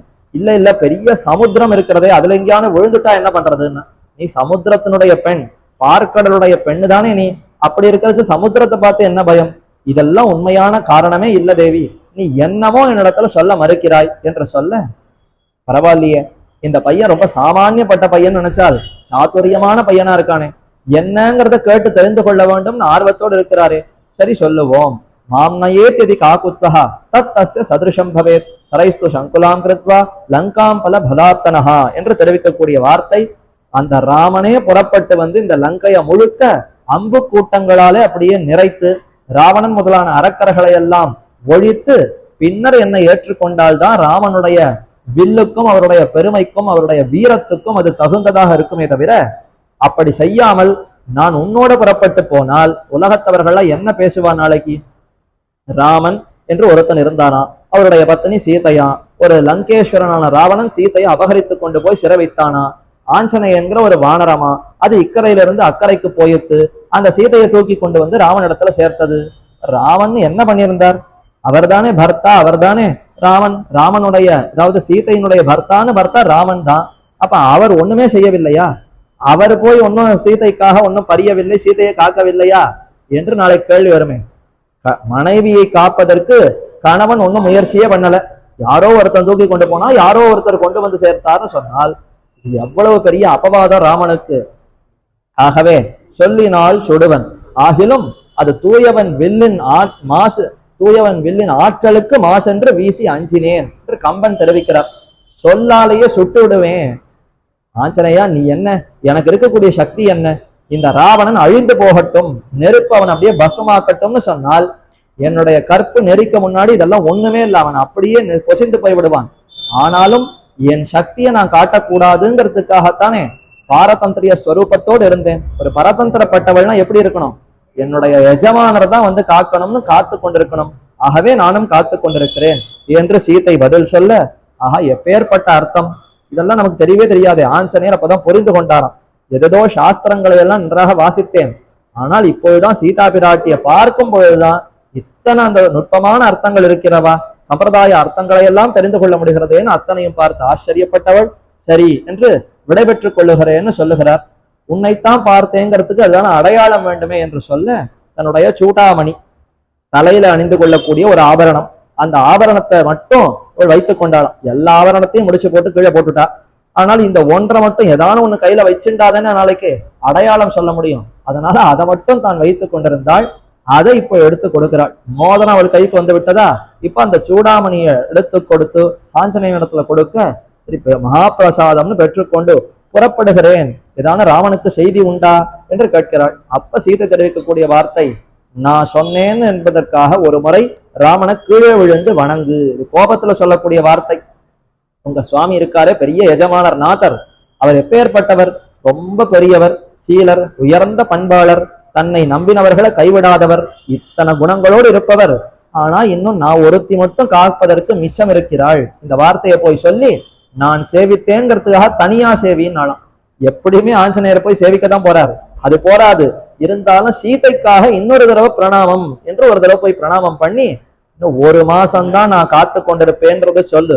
உங்க ராமர் என்னை பார்க்கணும், என்னை உயிரோடு என்னை அடைய வேண்டும்னு அவருக்கு எண்ணம் இருந்தால் 1 மாசம் கெடு கொடுக்கிறேன். அதற்குள்ள வந்து என்னை காப்பார், இல்லைன்னா என்னை பார்க்கவே முடியாது, இதை போய் சொல்லிவிடு என்று இறுதியாக அந்த செய்தியை சொல்லி, ஆனாலும் வழி அனுப்புவதற்கு எண்ணம் இல்லை. என்ன இத்தனை காலம் 9 மாசமா யாரையுமே பார்க்கவே இல்லை. இப்பொழுதுதான் ராமனிடத்திலிருந்து ஒருத்தன் வந்து செய்தி சொன்னால் அப்படியே உற்றவர்களை பார்க்கிற மாதிரி, உறவுக்காரர்களை பார்க்கிற மாதிரி, சொந்த மகனை பார்க்கிறா போல அத்தனை ஆனந்தமா. ஐயோ இவனும் இப்பொழுது பிரிந்து போகிறான்னா யாரை கொண்டு ஆசுவாசப்படுவது? இன்னும் ஒரு இரவு தங்கி விட்டு போகலாமேன்னு சீதை சொல்லுகிறாள். கண்கள்ல நீர் பெறுகிறது ஆஞ்சநேயனுக்கு. நான் யாரு? சாமானியப்பட்ட ஒரு வானரம், குரங்கு. எப்பேற்பட்டவள்? சகல லோகத்துக்கு மாதாவான சீதை எங்கே, நான் எங்கே? ஆனால் என்னிடத்திலையும் தாய் அன்பை காட்டி குழந்தைய போல பாவித்து நீ ஒரு நாள் என்னோடு இங்க இருந்து என்னுடைய அந்த சந்தோஷத்தை நீதான் எப்படியாவது காக்க வேண்டும்னு கேட்கிறாளே, இது என்ன குணம், என்ன குணம்? அதை மறுப்பதற்கும் ஆஞ்சநேயனுக்கு மனசு இல்லை. ஆனாலும் வேற வழி இல்லையே, இங்க தங்கி இருந்தால் அடுத்து கைங்கரியம் என்னோ கெட்டு போகும். இவள் வேற 1 மாசம்தான் கெடு கொடுத்திருக்கிறாள். இவர் வேற திரும்பி போய் ராமனிடத்துல சொல்லி பெரிய சேனையை திரட்டி கொண்டு வந்து அதெல்லாம் நினைச்சு பார்த்தவர் தங்குவதாவது ஒன்னாவது மனசுல நினைத்து கொண்டு இருந்தாலும் சீதை நடத்துல தெரிவிக்கிறார். ராமன் துடித்து போயிருக்கிறான். சீதை சீதை சீதைன்னு புலம்பிக் கொண்டு இழைத்து போய் ஆகாரம் இல்லாமல் தூக்கம் இல்லாமல் துடித்து கொண்டிருக்கிறான் தேவி. அவரிடத்துல போய் சீதையை பார்த்தேன்னு சொன்னாதானே அவளுக்கு ஆறுதல் வரும். அந்த ஆறுதலை சொன்னாதான் பிராணனே தங்கும். அப்படி இருக்கக்கூடிய ராமனை போய் உடனே சந்திக்க வேண்டுமே. ஆகவே நான் உடனே புறப்பட்டாக வேண்டும் தேவின்னு சொல்ல, சரி போய் வா என்று உனக்கு எல்லா மங்களங்களும் ஏற்படட்டும்னு சீதை அனுகிரகிக்க அங்கிருந்து புறப்பட்டார். சற்று தொலைவுக்கு போய் அமர்ந்தார். என்ன செய்யலாம்னு யோசித்தார். இப்பொழுதே புறப்பட்டு ராவனிடத்துல போய்விடலாமா? ஆனால் அது சரியாக இருக்காதே. ராவணன் எப்படிப்பட்டவன், அவன் என்ன ஏதானோ சமாதானத்துக்கு வருகிறானா இல்லையா, இதெல்லாம் தெரிந்து கொண்டு வர வேண்டும் அல்லவா? ஒரு தூதன்னு சொன்னால் அந்த அரசனிடத்துல போய் நேராகவே பேசி அவனுடைய படைபலம் என்ன, அவனுடைய குணம் என்ன, அவனுடைய அறிவு என்ன, அவன் எப்படி பழகுகிறான், எப்படி நடந்து கொள்ளுகிறான், இத்தனையும் தெரிந்து கொண்டு போக வேண்டுமே. அதனால ராவணனை எப்படியாவது சந்தித்தாக வேண்டும். என்ன செய்யலாம்னு யோசித்தார் ஆஞ்சநேயன். அருகே பார்த்தால் ஒரு பெரிய உழல் தடி இருந்ததாம். ஒரு பெரிய உழல் தடி கட்டை. அந்த ஒரு பெரிய கம்பத்தை எடுத்துக்கொண்டு அப்படியே கைகளை வைத்து சிலம்பாட்டாடுற மாதிரி சுத்த ஆரம்பித்தாராம். இப்படி அப்படி இப்படி அப்படின்னு சுத்த பக்கத்துல இருக்கக்கூடிய மரங்கள் எல்லாம் படபடான்னு முறிஞ்சு விழுந்தது. ராட்சசிகள்லாம் பார்த்து பயப்பட ஆரம்பிச்சுட்டா. இது என்னது, ஒரு பெரிய குரங்கு வந்து இந்த மாதிரி கம்பத்தை எடுத்து அப்படி இப்படி சுத்துறத பார்த்தா யாரோ தேவதையே வந்து இந்த மாதிரி மாறு வேஷத்துல வந்து ஏதாவது நம்மள கெடுக்கணும், நம்முடைய உயிரை எடுக்கணுங்கிறதுக்காக வந்திருக்கிறானா என்னன்னு தெரியவில்லையே என்று பயந்து கொண்டு ஹரி ஹரி ஹரி ஹரி ஹரின்னு கத்தித்தான். அத்தனை ராட்சசிகளும் ஹரி ஹரி ஹரி ஹரின்னு கத்தவே அது வேற விடியற்காலை பொழுது. ஏன்னா அப்போதான் ராவணன் வந்து பார்த்த பிற்பாடு ராவனை பத்தி சீதை நடத்துல பேசி விட்டு இப்ப ஆஞ்சநேயர் புறப்படுகிறார். விடிந்த பொழுது 6:30 மணி. எல்லாரும் ஹரி ஹரி ஹரி ஹரின்னு ராட்சசிகள்லாம் சொல்ல வால்மீகி ஆசியமா ஆனந்தமா ஒரு நகைச்சுவை உணர்வோடு ஒரு வார்த்தை தெரிவித்தார். இந்த குரங்குகள், அதாவது இந்த ராட்சசிகளுக்கு கூட சாஸ்திரம் தெரிந்திருக்கிறதே. சாஸ்திரம் என்ன சொல்றது, ஒருத்தன் கண் விழித்து எழுகிற சமயத்திலே ஹரி ஹரி ஹரி ஹரின்னு எம்பெருமானுடைய திருநாமத்தை 7 தடவை உச்சரிக்கணும்னு சொல்றது. ராட்சசிகள் கூட கார்த்தால எழுந்த உடனே ஹரிஹரின்னு சொல்றாளே என்ன ஆச்சரியப்படுகிறா போல அங்க வால்மீகி தெரிவிக்கிறார். ஹரிங்கிற சம்ஸ்கிருத சொல்லுக்கு பல அர்த்தங்கள். அதுல ஒரு அர்த்தம் குரங்குன்னு ஒரு அர்த்தம் உண்டு. ஹரின்னு எம்பெருமானுக்கும் பெயர், ஹரின்னு குரங்குக்கும் பெயர். வேடிக்கையான சம்ஸ்கிருத பாஷை. இப்ப இந்த ராட்சசிகள் எல்லாம் ஸ்ரீமன் நாராயண மனதிலே கொண்டு ஹரி ஹரி ஹரின்னு சொல்லல. கண்ணால பார்த்த இந்த குரங்க பார்த்து பயந்து ஐயோ குரங்கு வந்து விட்டதே, குரங்கு வந்து குரங்கு குரங்கு குரங்குன்னு சம்ஸ்கிருதத்துல சொல்லுவதற்கு ஹரி ஹரி ஹரி என்று இவைகள் எல்லாம் சொல்ல ஒன்னோட ஒண்ணு பதட்டப்பட்டு போய் சீதை நிலத்துல விசாரிக்கிறாள். உன்னோட பேசிட்டு இருந்த மாதிரி ஒரு குரங்க பார்த்தேனே, அந்த குரங்கு தான் இப்படி துஷ்டதனம் பண்ணுகிறதா? யார் அந்த குரங்கு, என்ன ஏதுன்னு கேட்க சீதை எதையுமே சொல்லல, மறுத்து விட்டாள். அப்படி எல்லாம் ஒன்றும் இல்லை, குரங்கு போய் எங்கேயானு பேசுமா, நான் எப்படி குரங்கு நிலத்துல பேச முடியும், அதெல்லாம் ஒன்று இல்லை என்ற எந்த ஆபத்தும் இருக்கக்கூடாதுங்கிறதுக்காக பயந்து கொண்டு எதையும் வெளிப்படுத்தவில்லை. ஆனால் இந்த ராட்சசிகள் எல்லாம் போய் அரண்மனையில ராஜாவினிடத்துல சொல்லணும், லங்கேஸ்வரன் இடத்துல சொல்ல அப்போ அவருடைய மந்திரிமார்கள் ஒவ்வொருத்தரா புறப்பட்டு வருகிறார்கள். பிரஹஸ்தன் ஒருத்தன், அக்ஷயகுமாரன் ஒருத்தன், ஜம்புமாலின்னு ஒருத்தன், இப்படி பல அரக்கர்களும் ஒவ்வொருத்தரா வந்து இந்த குரங்கு நான் அடக்குகிறேன் வர எல்லாரும் வருகிறா. ஒவ்வொருத்தரையா இவரும் முடிக்கிறார். அத்தனை பேரையும் அந்த கம்பத்தை வைத்துக் கொண்டே முடிக்கிறார். நேரடியா போய் ஒன்னும் சண்டை போடல, ஒண்ணும் பண்ணல. கையில இருக்கக்கூடிய கம்பத்தை அப்படி இப்படின்னு சுத்துகிறார். சுத்துறதுல அவ அடிபட்டு ஒண்ணுமே முடியாதபடி பிராணனையே விட்டு விடுகிறார்கள். இப்படி மேல மேல போய் கொண்டிருக்கிறதேன்னு இந்திரஜித்தையே அப்புறம் புறப்பட்டு வருகிறார். இத குரங்கு பெரிய அட்டகாசம் பண்ணுகிறது. இது ஏதோ சாமானியப்பட்ட குரங்காக தெரியவில்லை, ஏதோ மாயாவியா இருக்கணும், யாரு என்னன்னு தெரியவில்லையேன்னு இந்திரஜித்தே வருகிறார். என்ன செய்தாலும் அவனாலேயும் இந்த வானரம் ஆஞ்சநேயனை அடக்கவே முடியவில்லை. இறுதியாக பிரம்மாஸ்திரத்தை விடணும் என்று பிரம்மாஸ்திரத்தை விட, ஏற்கனவே ஆஞ்சநேயனுக்கு தான் வரம் இருக்கிறதே, பிரம்மாவே கொடுத்த வரம், உன்னை பிரம்மாஸ்திரம் கூட ஒன்னும் பண்ணாது என்று பிரம்மாஸ்திரத்துக்கும் நீ கட்டுப்பட வேண்டாம்னு சொல்லி இருக்கிறார். அது ஆஞ்சநேயனுக்கு இப்பொழுது தெரியும், நினைவுக்கு வந்து விட்டது. ஆனாலும் சற்று பொறுமையானாராம். சரி, நாம இந்த மாதிரி எல்லாத்துக்கும் கட்டுப்படாமல் இருந்தால் எப்படி ராவணனை சந்திக்க முடியும்? ஆகவே இந்த பிரம்மாஸ்திரத்துக்கு கட்டுப்பட்டார் போலே சற்று நடிப்போம் என்று தானும் அந்த பிரம்மாஸ்திரத்துக்கு கட்டுப்பட்டார் போலே நடிக்க, உடனே அந்த மத்தன ராட்சசிகள் எல்லாம் வந்து சூழ்ந்து கொண்டதாம். ராட்சசர்கள் எல்லாம் சூழ்ந்து கொண்டு போட்டு நிறைய சங்கிலிகள் கயிறுகளால போட்டு கட்டித்தான். இது என்ன முட்டாள்தனம்! பிரம்மாஸ்திரத்தினாலேயே ஒருத்தர் கட்டுப்பட்டு இருக்கிறார்னு சொன்னால் பிரம்மாஸ்திரம் எங்கே, இந்த சணல் கயிறும் சங்கிலியும் எங்கே? எங்க இந்த குரங்கு தப்பிச்சு போயிட போறதோன்னு இவெல்லாம் பயந்து போய் கையில கிடைச்ச கயிறெல்லாம் போட்டு இந்த வானரத்தை போட்டு கட்ட அவரும் சிரித்து கொண்டிருந்தார். பிரம்மாஸ்திரம் நழுவி போயிடுது. அதுக்கு இருக்கக்கூடிய கௌரவம் பெருமை இல்லையா? ஒரு பெரிய பிரம்மாஸ்திரம் எங்க இருக்கிறது, சாதாரண சங்கிலி எங்க இருக்கிறது? ஓ, எப்ப என்ன நீ நம்பாமல் மத்தொன்ன போட்டு கட்டுகிறாயோ, நான் எதற்கு இனிமே என்று பிரம்மாஸ்திரம் நழுவ, ஆனாலும் ஆஞ்சநேயர் ஒன்னும் தான் அந்த நடிப்பிலிருந்து நகரவே இல்லை. அப்படியே கட்டுப்பட்டார் போலவே நடிக்க, இவர்களும் அவனை பிடித்து கொண்டு நேரே லங்கேஸ்வரனுடைய சபையில கொண்டு போய் நிறுத்த, அவன் பார்த்து வியக்கிறான். யார் இது? யாரோ பெரிய வானரமாக இருக்கிறது. இப்படிப்பட்ட ஒரு வானரத்தை முன்னும் பின்னும் பார்த்ததில்லை. ஒரு குரங்கு நம் ஊர்ல இத்தனை பேரை வனத்தை எல்லாம் பாழ்படுத்தி அரக்கர்களை எல்லாம் முடிக்கிறதுன்னு சொன்னால் என்ன எது, நீ யாரு, வாயு இந்திரன் சந்திரன் யாராவது அனுப்பினார்களான்னு கேட்டால் அவர்களையெல்லாம் எனக்கு யாருமே தெரியாது, எனக்கு தெரிந்ததெல்லாம் ராமன், அந்த ராம தூதன் நான், தாசோகம் கோசலேந்திரஸ்ய தூதோகம் ராமஸ்ய என்று தன்னை வெளிப்படுத்தி கொண்டான். அந்த ராமனுடைய பத்னியான சீதையை நீ அபகரித்து கொண்டு வைத்திருக்கிறாய். ராவணா, உன்னிடத்துல நிறைய நல்ல பண்புகள் இருக்கின்றன, நல்ல செல்வம் இருக்கிறது, நல்ல ராஜ்யமே உன்னிடத்துல இருக்கிறது. ஆனால் ஒரே ஒரு தவறு, மாற்றான் மனைவியினிடத்துல நீ கொண்டிருக்கக்கூடிய தகாத இந்த ஆசை விருப்பம் இருக்கிறதே, அந்த ஒன்றினாலே உன்னுடைய குலமே அழிய போகிறது.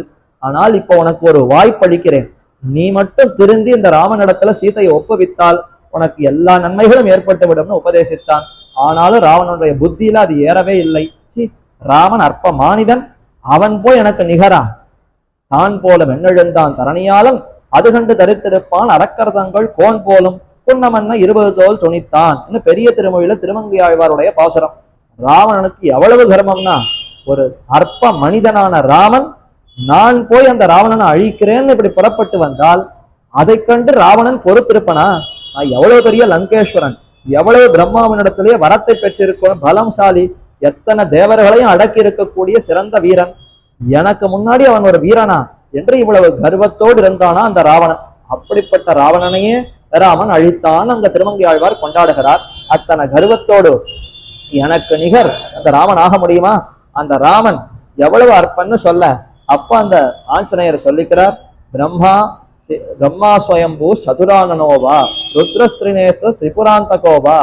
ராமனுடைய அம்புக்கு முன்னாடி யாராலையும் நிற்க முடியாது ராவணா. பிரம்மா இருக்கட்டும், ருத்ரன் இருக்கட்டும், இந்திரன் இருக்கட்டும், மற்ற எந்த தேவதையாக இருந்தாலும் ராவனுக்கு முன்னாடி அவர்கள் யாராலையுமே நிற்க முடியாது. ஆகவே நீ கண்டிப்பா ராமனிடத்துல சரணாகதி அடைந்து உன்னுடைய உயிரை காத்துக்கொள், நீ எவ்வளவு உபதேசித்தாலும் முடியவே முடியாது என்று அந்த ராவணன் சொல்ல மிகுந்த கோபம் கொண்டு இவனை அப்படியே கொன்றுவிட வேண்டும்னு ஆணையிட்டான். அதே சமயத்துல அவனுடைய மந்திரிமார்களுக்குள்ளே அவனுடைய தம்பியாகவும் ஒருத்தன் விபீஷன் ஆழ்வான் அவர் அமர்ந்திருந்தார். அவர் சொன்னார், தூதனான வந்திருக்கிறவனை கொள்ளுவது தர்மம் என்று. ராஜா, நீ சிறந்த தர்மவான், லங்கேஸ்வரன், நிறைய தர்மங்களை செய்திருக்கிறாய், அப்படிப்பட்ட நீ இந்த அதர்மத்தை செய்யாதே. ஏதோ தூதாகனா வந்திருக்கிறான், தூதனாக வந்துவதை கொல்லக்கூடாது, மாறாக இதான தண்டனையை கொடுத்து அனுப்பிவிடு. இவ்வளவு உன்னிடத்துல கடுமையா பேசி இருக்கிறான்னா அவனுக்கு இதான தண்டனையை கொடுத்து அனுப்பிவிடு என்று சொல்ல, சரி இந்த குரங்குக்கு எதை தண்டனையா கொடுப்பது? குரங்குகளுக்கு வால்னா ரொம்ப பிடிக்குமா. குரங்குகளுக்கு தன்னுடைய வாலை அடிக்கடி தொட்டு தடவிக்கொண்டே இருக்கும். அந்த வால்னா அதுக்கு ரொம்ப உயிரை போன்றது, பிராணனை போன்றது. ஆகவே அந்த வால் தானே இந்த குரங்குக்கு ரொம்ப பிடித்தமானது. வால்ல நெருப்பு வைத்து விடுவோம் என்று அரக்கர்கள் எல்லாம் சேர்ந்து முடிவு பண்ண, நல்ல யோசனை, உன்னுடைய வால்ல நெருப்பு வைத்து ஓட்டி விடலாம் என்று சொல்ல ஹனுமான் சிரித்தார். வால்லையா நெருப்பு வைக்க போகிறீர்கள், வையுங்கள்னு சொல்லி வாளை ரொம்ப நீள நீட்டினாராம். எவ்வளவு நீளம், இவர்கள் பிடிக்க பிடிக்க பிடிக்க அது வளர்ந்து கொண்டே போயின. அவர்களால முடியவே இல்லை. துணி சுத்தரா சுத்தரா சுத்தரா சுத்தரா எல்லா துணிகளையும் கொண்டு சுத்தினாலும் அப்படியே கையோடிந்து போகிற நிலைமையில சரி போகட்டும் என்று அத்தோடு நிறுத்தினார். அப்போ அந்த வாளுக்கு சரி நெருப்பை கொளுத்தி விடலாம், நெருப்பை கொளுத்தி விட ரொம்ப சந்தோஷப்பட்டார். நானே நெருப்பு வைக்கணும்னு பார்த்தேன், நல்ல வேளையா அந்த நெருப்பையும் நீங்களே கொடுத்துட்டீங்க. இவர்கள் கொடுத்த நெருப்பாலேயே இவர்களுடைய அந்த வீடுகள், இவர்களுடைய அரண்மனை மொத்தத்துக்கும் நெருப்பு வைக்கலாம், நன்றி என்று அங்கிருந்து புறப்பட்டு அந்த வாள்ல வைத்த நெருப்போடு எல்லா இடத்துலையும் சுத்தினார். எந்தெந்த அரக்கர்கள் யார் யார் எங்கெங்கு இருக்கிறார்கள் குடியிருப்புன்னு மொத்தத்தையும் வீதியார போய் பார்த்து அந்த லங்கையில எல்லா இடத்துலயும் தீ வச்சுட்டாராம். அரண்மனை, அதை சுத்தி இருக்கக்கூடிய வீதிகள், அங்க இருக்கக்கூடிய அரக்கர்களுடைய இல்லங்கள், எல்லா இடத்துலையும் அப்படியே தீ வைத்து பத்தி எரிகிறது. ஒரே ஒரு இடம் மட்டும் மிச்சம். அந்த அசோக வணிகை சீதை இருக்கக்கூடிய இடத்துக்கு மட்டும் வைக்காமல் மற்ற எல்லா இடத்துலயும் தீக்கிரையாக்கி அப்படி ஆகாசத்துல இருந்து பார்க்கிறார். சற்று தானே வருத்தப்படுகிறார். ஐயோ, கோபத்தினால இப்படி ஒரு காரியத்தை பண்ணி விட்டேனே, என்னமோ தீ வைக்கிறதுனா ஏதோ ஒரு இடம் வச்சா போறாதா, இப்படி லங்கை முழுக்க வைத்து விட்டேனே என்று சற்று கோபப்பட்டு கொண்டு தன்னையே சுதாரித்து கொண்டு சரி போகட்டும். அப்ப தானே பயப்படுகிறார். ஐயோ, சீதைக்கு என்ன ஆயிட்டுன்னு தெரியவில்லையே, நான் பாட்டக்க சீதைக்கும் அவர் இருக்கக்கூடிய இடத்துக்கும் நெருப்ப வைத்து விட்டால் அதை விட வேற என்ன பைத்தியக்காரத்தனம். வந்ததே சீதையை பார்த்தேன், பார்த்து ரட்சிப்பதற்காகத்தான் வந்திருக்கிறேன், அதையும் மீறி சீதை இருக்கக்கூடிய இருப்பிடத்திற்கே நெருப்பு வைத்து விட்டால் என்ன ஆவது என்று மிகவும் பயந்து கொண்டு என்ன காரியம் செய்தேன், முட்டாள்தனம், தன்னையே நொந்து கொண்டு போய் சீதை இருக்கக்கூடிய இடத்தை பார்க்கணும்னு தன்னுடைய வாளை அப்படியே அணைத்து கொண்டு அங்க இருக்கக்கூடிய சமுத்திரத்துல அணைத்து விட்டு நேர சீதை இருக்கக்கூடிய இடத்துக்கு போகணும்னு போனாராம். போய் பார்த்தால் அந்த இடம் மட்டும் பச்சை பசேல்னு பசுக்கு பசுக்குன்னு இருந்ததாம். சீதை இருக்கக்கூடிய இடத்தை தவிர மற்ற எல்லா இடமும் பத்தி எரிந்தது. அனுமானுடைய வாளுக்கு ஒரு ஆபத்தும் வரல.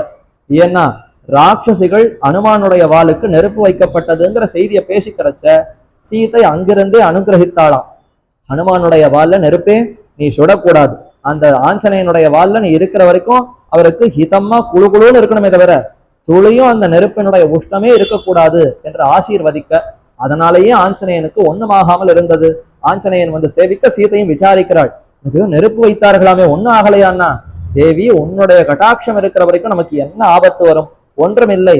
ஆனால் நான் தான் பைத்தியகாரத்தனம் பண்ணி இங்கேயும் நெருப்பு வைத்து விட்டேனோ என்னன்னு சந்தேகப்பட்டேன். வந்து பார்த்தால் இன்னும் நெருப்பில்லை, நீ நன்றாக தான் க்ஷேமமாக இருக்கிறாய்.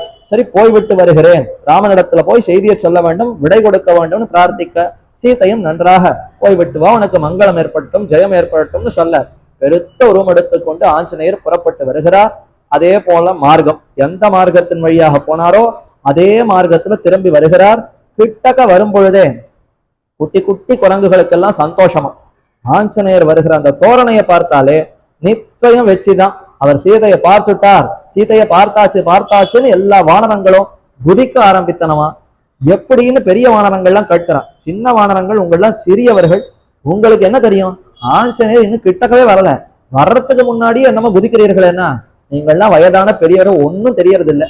அவர் எவ்வளவு சந்தோஷமா, என்ன தீர்க்கமா, என்ன பிரகாசமா தேஜஸோடு வருகிறார். ஒருவேளை சீதையை பார்க்கலன்னா இத்தனை வேகத்தோடு, இத்தனை தேஜஸோடு, இத்தனை சந்தோஷத்தோடு வருவரா? முகத்தினுடைய பொலிவை பார்த்தாலே கண்டிப்பா போன காரியம் வெற்றிதான் எங்களுக்கு தெரிகிறது.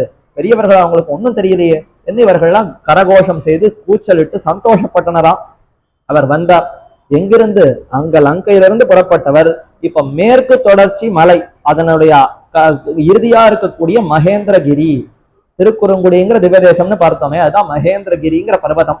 அந்த இடத்துக்கு தான் வந்தார். சமுத்திரம் இருக்கிறது கிழக்கு பக்கம், அங்கிருந்து லங்கை. ஆனால் இவர் தாவினது எங்கன்னா மேற்கு பக்கம் சமுத்திரக்கரைக்கு ஒட்டி இருக்கக்கூடிய அங்க நாகர்கோயில் பக்கம் இருக்கக்கூடிய மகேந்திரகிரி, அங்கிருந்து தான் புறப்பட்டார். அதனால அங்கேயே ஆகாசத்துல தாவி அங்க வந்து சேர்ந்தாராம். வந்து சேர்ந்த உடனே எல்லா வானரங்களும் சூழ்ந்து கொண்டனமா. எல்லாரும் உடனே கேள்வி, பாத்துட்டியா சீதையை பாத்துட்டியா? சீதை எப்படி இருக்கிறாள்? எவ்வளவு துன்பப்படுகிறாள்? ராவணன் எப்படி இருக்கான்? அவன் ஏதாவது வார்த்தை சொன்னானா? ஒவ்வொன்னா கேள்வி கேட்கறது. இவருக்கு பதில் சொல்லலாம்னா அடுத்து இவர்கள், இவருக்கு பதில் சொல்லலாம் இவர்கள், இப்படி ஒவ்வொருத்தரும் சுத்தி நின்று வாய அடக்கிற மாதிரி கேள்வி கேட்க, ஐயோன்னு ஹனுமானே ஒரு இடத்துல உட்கார்ந்துட்டாராம். என்ன பதில் சொல்லுவது? யாரானும் ஒருத்தருக்கு பதில் சொல்லலான்னு வாயை திறக்கிறதுக்குள்ள இன்னொருத்தர் அவ்வளவு ஆர்வம். சரி பரவாயில்ல, எல்லாம் நம்முடைய குரங்குகள் தானேன்னு அத்தனை பேருக்கும் இருக்கப்படுத்தி ஆசுவாசப்படுத்தி நன்றாக சீதையை பார்த்தேன் அவருடைய விஷயங்களை எல்லாம் சொல்லி, சரி என்ன செய்யலான்னு எல்லாரும் ஆலோசித்தார்கள். ஆலோசிக்கிற சமயத்துல சில பேரெல்லாம் சொன்னா, இனி போய் ராமனிடத்துல சொல்லி படையெடுத்து கொண்டு போய் வருவதெல்லாம் வேண்டாம், நாமே லங்கைக்கு போய் ராவணனை அழிச்சுட்டு சீதையை தூக்கிட்டு போயிடலான்னு சொன்னான். ஐயோ நீங்கள் இங்க சொல்லுகிறீர்கள், நான் அதை அங்கேயே அசோகவனிக்கையில சீதையின் இடத்துல சொன்னேன், அவள் மாட்டேன்னு சொல்லிட்டா. ஆகவே அந்த காரியத்தை செய்ய முடியாது, நாம ராமனிடத்துல போய் சேர்ந்து தான் இனி முடிவெடுக்க வேண்டும் என்று எல்லோருமா பேசி சமாதானமாகி சரி போகலாம். ஆனா இப்ப எல்லாரும் உணவில்லாமல் ரொம்ப பசியில வாடி ஒன்றுமே பிராணனே தரிக்க முடியாத நிலையில இருக்கிறா. ஏன்னா ஏற்கனவே சுக்ரீவன் கெடுத்த ஒரு மாசம் கெடு தாண்டியாச்சு. ஆகவே உபவாசம் இருந்து உயிரை விடலாம்னு இவெல்லாம் காத்துட்டு இருக்கா. அதே சமயத்துல ஹனுமான் புறப்பட்டு வர்ற வரைக்கும் சாப்பிடக்கூடாது, அவன் வந்து அந்த உயர்ந்த அந்த நல்ல விஷயத்தை சொல்லணும், வெற்றின்னு சொல்லும் போதுதான் உணவு எடுத்துக் கொள்ள வேண்டும். இவர்களும் உணவே இல்லாமல் பசியோடு வாடி இருந்தனர். இப்ப வெற்றி கிட்டி விட்டது, ஹனுமான் போய் சீதையை பார்த்து விட்டு வந்தாச்சு. அப்பன்னா ஏதான உணவு வேண்டுமே. இப்பெல்லாம் நம்ம பசங்கள் சின்னவர்கள்லாம் என்ன கேட்கிறான்? ஏதான ஒரு சந்தோஷமான செய்தி சொன்னா உடனே எனக்கு விருந்து எங்கே, எனக்கு ட்ரீட் எங்கன்னு கேட்கிறாளே. அதே போலத்தான் இப்ப இந்த மற்ற வானரங்கள் எல்லாம் நமக்கு ஒரு ட்ரீட் வேண்டும், நமக்கு ஒரு பார்ட்டி வேண்டும், எல்லாருமா எதையான போய் அனுபவிக்க வேண்டுமே. ஆகாரமே இல்லாமல் எப்படி இருக்க முடியும்? அதனால நல்ல உண்டு ஆகாரத்தை கொண்டு போய் ராமனை பார்க்கலாம். என்ன ஆகாரம் எடுத்துக்கொள்வதுன்னு எல்லாரும் யோசிக்க, சுக்ரீவனுடைய ஒரு தோட்டமா, சுக்ரீவன் அவருடைய தகப்பனார் காலத்திலிருந்து ரொம்ப ஜாக்கிரதையா பார்த்து கொண்டிருக்கக்கூடிய ஒரு பெரிய தோட்டம். இந்த தோட்டத்துல பழ மரங்கள் அப்படி இருக்கும். பலாமரமோ, வாழை மரமோ, மாமரமோ, தென்னை மரமோ, கொய்யா மரமோ, மாதுளை மரமோ, இருக்கிற எல்லா இனிமையான பழங்கள் அத்தனையும் இருக்கக்கூடிய அந்த மரங்கள் எல்லாம் குவிந்திருக்கும். பாதுகாப்பா ஜாக்கிரதையா காவல் போட்டு வைத்திருந்தானா சுக்ரீவன். ததிமுகன் என்ன அவருக்கு ஒரு மாமா. அவரை காவலுக்கு வைத்து யாரும் இந்த தோட்டத்துக்குள்ள அனுமதியின்றி உள்ள நுழையக்கூடாது.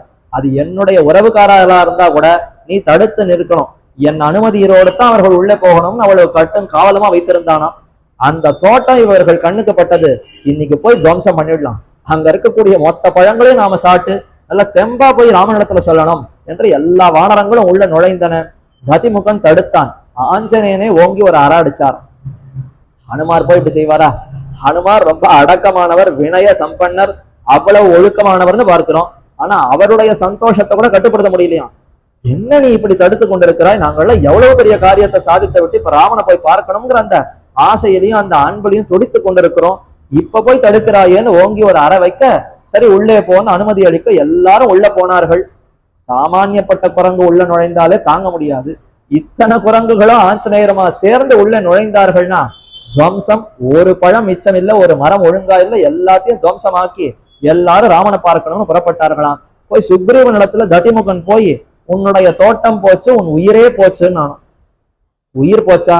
நன்னாதானே உட்கார்ந்து கொண்டிருக்க, உயிர் போச்சுங்கிறியன்னா நீ உயிருக்கு உயிராய் காத்து கொண்டிருக்கக்கூடிய தோட்டத்தை இவர்கள்லாம் துவம்சம் செஞ்சுட்டா அப்படின்னு கேட்ட உடனே கோபம் தானே வந்திருக்கணும். ஆனா கோபம் வரலையாம். ரொம்ப சந்தோஷப்பட்டு தன் வாளை எடுத்து பக்கத்துல இருக்கக்கூடிய பாறையில அடித்தாராம்.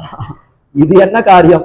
வாளை எடுத்து பாறையில் அறையிறதுங்கிறது ஒரு காரியமானா, குரங்குகளுக்கு சந்தோஷம் வந்தால் அந்த மாதிரி பண்ணுமா. தன் வாளை எடுத்து பக்கத்துல இருக்கக்கூடிய இடத்துல ஒரு அறை அறையுமா. அந்த மாதிரி இப்ப சுக்ரீவன் ரொம்ப சந்தோஷப்பட்டார். நிச்சயம் சீதையை பார்த்துட்டா இவர்கள், அதனால தான் இவ்வளவு காவலோடு இருக்கக்கூடிய இந்த தோட்டத்துக்குள்ளே உள்ள தைரியமா நுழைந்து சாப்பிட்டார்கள்னா, அப்ப நிச்சயம் போனவர்கள் வெற்றியோடு தான் திரும்பி இருக்கிறார்கள், அதுல ஒரு சந்தேகம் இல்லைன்னு சுக்ரீவன் சந்தோஷப்பட எல்லாரும் திரும்பி வரா. எல்லாரும் வருகிற சமயத்துல முதல்ல சின்ன சின்ன குரங்குகள்லாம் முன்னாடி போச்சான். ராமன் இடத்துல போய் முதுகுல ஒரு தட்டு தட்டி, சீதையை பார்த்துட்டேன்னா. நீயா சீதையை பார்த்த? இல்ல ராமா அப்படின்னு அது திரும்பி போச்சான். அடுத்த குரங்கு வந்து ராமனுடைய முதுகுல தட்டிட்டு, சீதையை பார்த்துட்டேன்னு.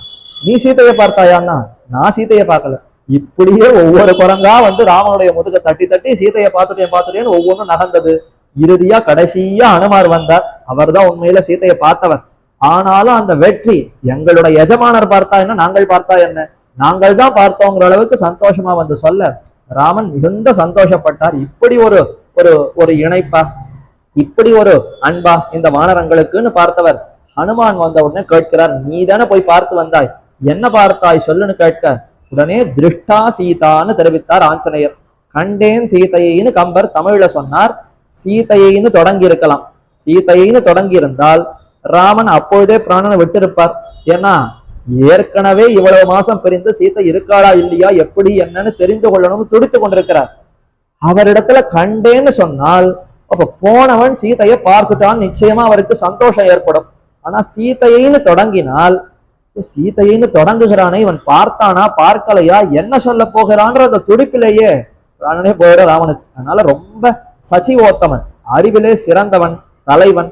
அப்பேற்பட்ட ஆஞ்சநேயன் கண்டேன் சீதையை, கண்டேன்னு தொடங்கி சீதையை கண்டேன் ஆச்சரியமா சொல்ல ஆனந்தப்பட்டு அப்படியே ஆற தழுவி கொண்டான். ஏஷ சர்வபூதஸ்து பரிஷ்வங்கோ ஹனுமதா, என்ன பாக்கியம் என்ன பாக்கியம், நீ சீதையை பார்த்து விட்டு திரும்பி வந்திருக்கிறாயான்னு கட்டியமா ஆனந்தமா ஆலிங்கனம் பண்ணி கொண்டு, இப்படி சுருக்கமா சொன்ன போராது, விழாவரியா சொல்லு.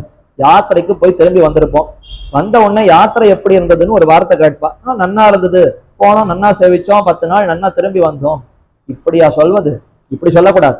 வண்டி ஏறினதிலிருந்து, கை கால் முறிந்ததிலிருந்து, எங்க உணவு வேலைகள்ல உணவு தப்பினதிலிருந்து, எங்க ரெண்டு அந்த காப்பி கொடுக்கலையோ, இந்த மாதிரி எங்க சண்டை வந்ததோ, எங்கெல்லாம் விழுந்து எழுந்து அடிபட்டோமோ, ஒவ்வொன்னா ஒண்ணு மிச்சம் இல்லாமல் முதல் நாள் ஆரம்பிச்சு கடைசி நாள் வரைக்கும் என்னென்ன மொத்தமா சொல்லுன்னு கேட்கிறோமா, இதே மாதிரித்தான் ராவணன் கேட்கிறாராம்.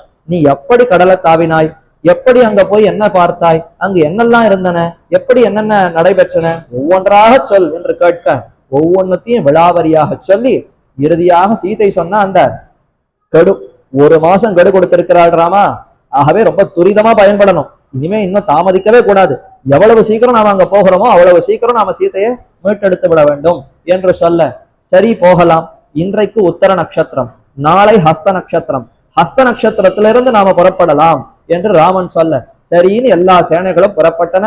அங்கிருந்து கிஷ்கிந்தையிலிருந்து புறப்பட்டு மகேந்திரகிரி வரைக்கும் வந்தார்கள். அங்கிருந்து அப்படியே இப்போ சேதுக்கரைன்னு இருக்கிறது திருப்புல்லானிங்கிற க்ஷேத்திரம், அந்த இடத்துக்கு வந்து சேர்ந்தார்கள். அந்த இடத்துல காட்சி மாத்தணும். நிற்க இங்க ராமர் இந்த சேனைகளோடு வானரங்களோடு இங்கு வந்து கொண்டிருக்கக்கூடிய அதே சமயத்திலே லங்கையிலே அங்க காட்சி படலம். அங்க என்ன ஆயிற்று? ஒரே தீ பத்தி எரிகிறது எல்லா இடத்துலயும். லங்கேஸ்வரன் ராவணனுக்கு ஒரே அதிர்ச்சி. ஒரு குரங்கு இப்படி வந்து எல்லா இடத்தையும் நெருப்பாக்கி விட்டனா, எவ்வளவு தைரியம் இருக்கணும், எவ்வளவு ஆற்றல் இருக்கணும். ரொம்ப விசித்திரமா இருக்கு. சற்று பயம் பிடித்தது ராவணனுக்கு. எல்லாரையும் கூட்டி சபையை கூட்டி ஆலோசித்தான் மந்திரிகளோடு. பக்கத்துல இருக்கக்கூடிய தம்பிமார்கள், தன்னுடைய புதல்வர்கள் எல்லாரும் பேசினார்கள். சீச்சி, இதுக்கெல்லாம் பயப்படலாமா? நீ எப்பேற்பட்ட சூரன், எப்பேற்பட்ட வீரன் தீரன், என்ன ஆற்றல் உனக்கு இருக்கிறது? நீ போய் சாமான்யமா இந்த குரங்குக்கெல்லாம் பயப்படலாமா? உனக்கு இல்லாத தைரியமா, உனக்கு இல்லாத படையா, உனக்கு இல்லாத வீரமா? இத்தனையும் சொல்லி அவர்கள்லாம் அவனை உற்சாகப்படுத்தினர். ஆனால் விபீஷணாழ்வான் ஒருவன் மட்டும் ஹிதத்தை உபதேசித்தான். இப்படி செய்யக்கூடாது ராவணா, என்ன இருந்தாலும் நீ செய்தது தவறு. ராமனுடைய மனைவியை ராமனிடத்திலேயே ஒப்படைத்து விடு. அவன் மிகுந்த கருணா காக்குத்சன், கருணையே வடிவானவன். ஆகவே நீ அவனிடத்தில் அபச்சாரப்படாதே. அவனிடத்தை திருப்பி கொடுத்து விட்டால் அவன் நிச்சயம் உனக்கு தண்டனையே கொடுக்க மாட்டான். அவன் நிச்சயம் உன்னை ஏற்றுக்கொண்டு உன்னையும் உன்னுடைய குலத்தையும் நன்றாக இருக்கும்படி அருள் புரிவான் என்று எவ்வளவோ எடுத்து சொல்ல, பக்கத்தில் இருக்கக்கூடிய இந்திரஜித்து மத்தையோர்கள் எல்லாம், சீச்சி, இவர் என்ன இவ்வளவு தாழ்ச்சியாக பேசுறார்? ராட்சச ஜாதிக்கே அவமானம் என்ன இவர்? ஒரு ராட்சசன்னு சொன்னால் எவ்வளவு வீரத்தோடு பேசணும். கோழையை போல இப்படி பேசுகிறானே, இவனை போய் சித்தப்பான்னு சொல்லிக்கிறதுக்கு எனக்கு வெட்கமாக இருக்கிறதுன்னு அவர்கள்லாம் பேச, இதை கேட்டு பொறுக்க முடியவில்லை விபீஷணன். நேரடியா ராவனிடத்திலே சொன்னான், இவர்கள் யார் பேச்சையும் கேட்காதே, என் பேச்சை கேட்டு நீ நடந்தால் நீ வாழலாம் என்று மீண்டும் ஒரு தடவை உபதேசிக்க, ராவணன் கடும் கோபத்தோடு காலாலை எட்டி உதைக்கிற மாதிரி அவன் உதைத்து விட்டான். சி, என்னுடைய குலத்தில் பிறந்த கோடரிக்காம்பு, என் குலத்தையே அழிப்பதற்கு ராமன் வேண்டாம், நீ ஒருவனே போறோம். உன்னாலேயே என்னுடைய குலம் அழிந்து விடும் போல இருக்கிறதே, நீ எனக்கு வேண்டாம், இவ்விடத்தை விட்டு நகர்ந்து விடு, உன் முகத்தை பார்ப்பதற்கே எனக்கு பிடிக்கவில்லைன்னு சொல்ல, இந்த வார்த்தை எப்பொழுது சொல்லுவான்னு தான் காத்துன்றிருந்தால் விபீஷண ஆழ்வான். ஏன்னா எப்படியாவது அவனுக்கு உபதேசித்து திருத்த வேண்டும். உறவு இருக்கிறதா? தம்பின்னு வேற பிறந்திருக்கிறான். அவ பிறந்ததற்கு இதேனா அவனு தர்மத்தை சொல்லி உபதேசித்து திருத்தலான்னு பார்த்தான். ஆனா இறுதி வரை அவன் திருந்துவதாகவே இல்லை. இனி இவனோடு நமக்கு என்ன? அவனே நீ வேண்டாம்னு உதறி தள்ளிவிட்டான். அப்போ தீயவர்கள் பகைவர்களுடைய அந்த சிநேகம், அவர்களுடைய அந்த தொடர்பு விட்டதுன்னு சொன்னால் அதுதான் சிறந்த செல்வம்.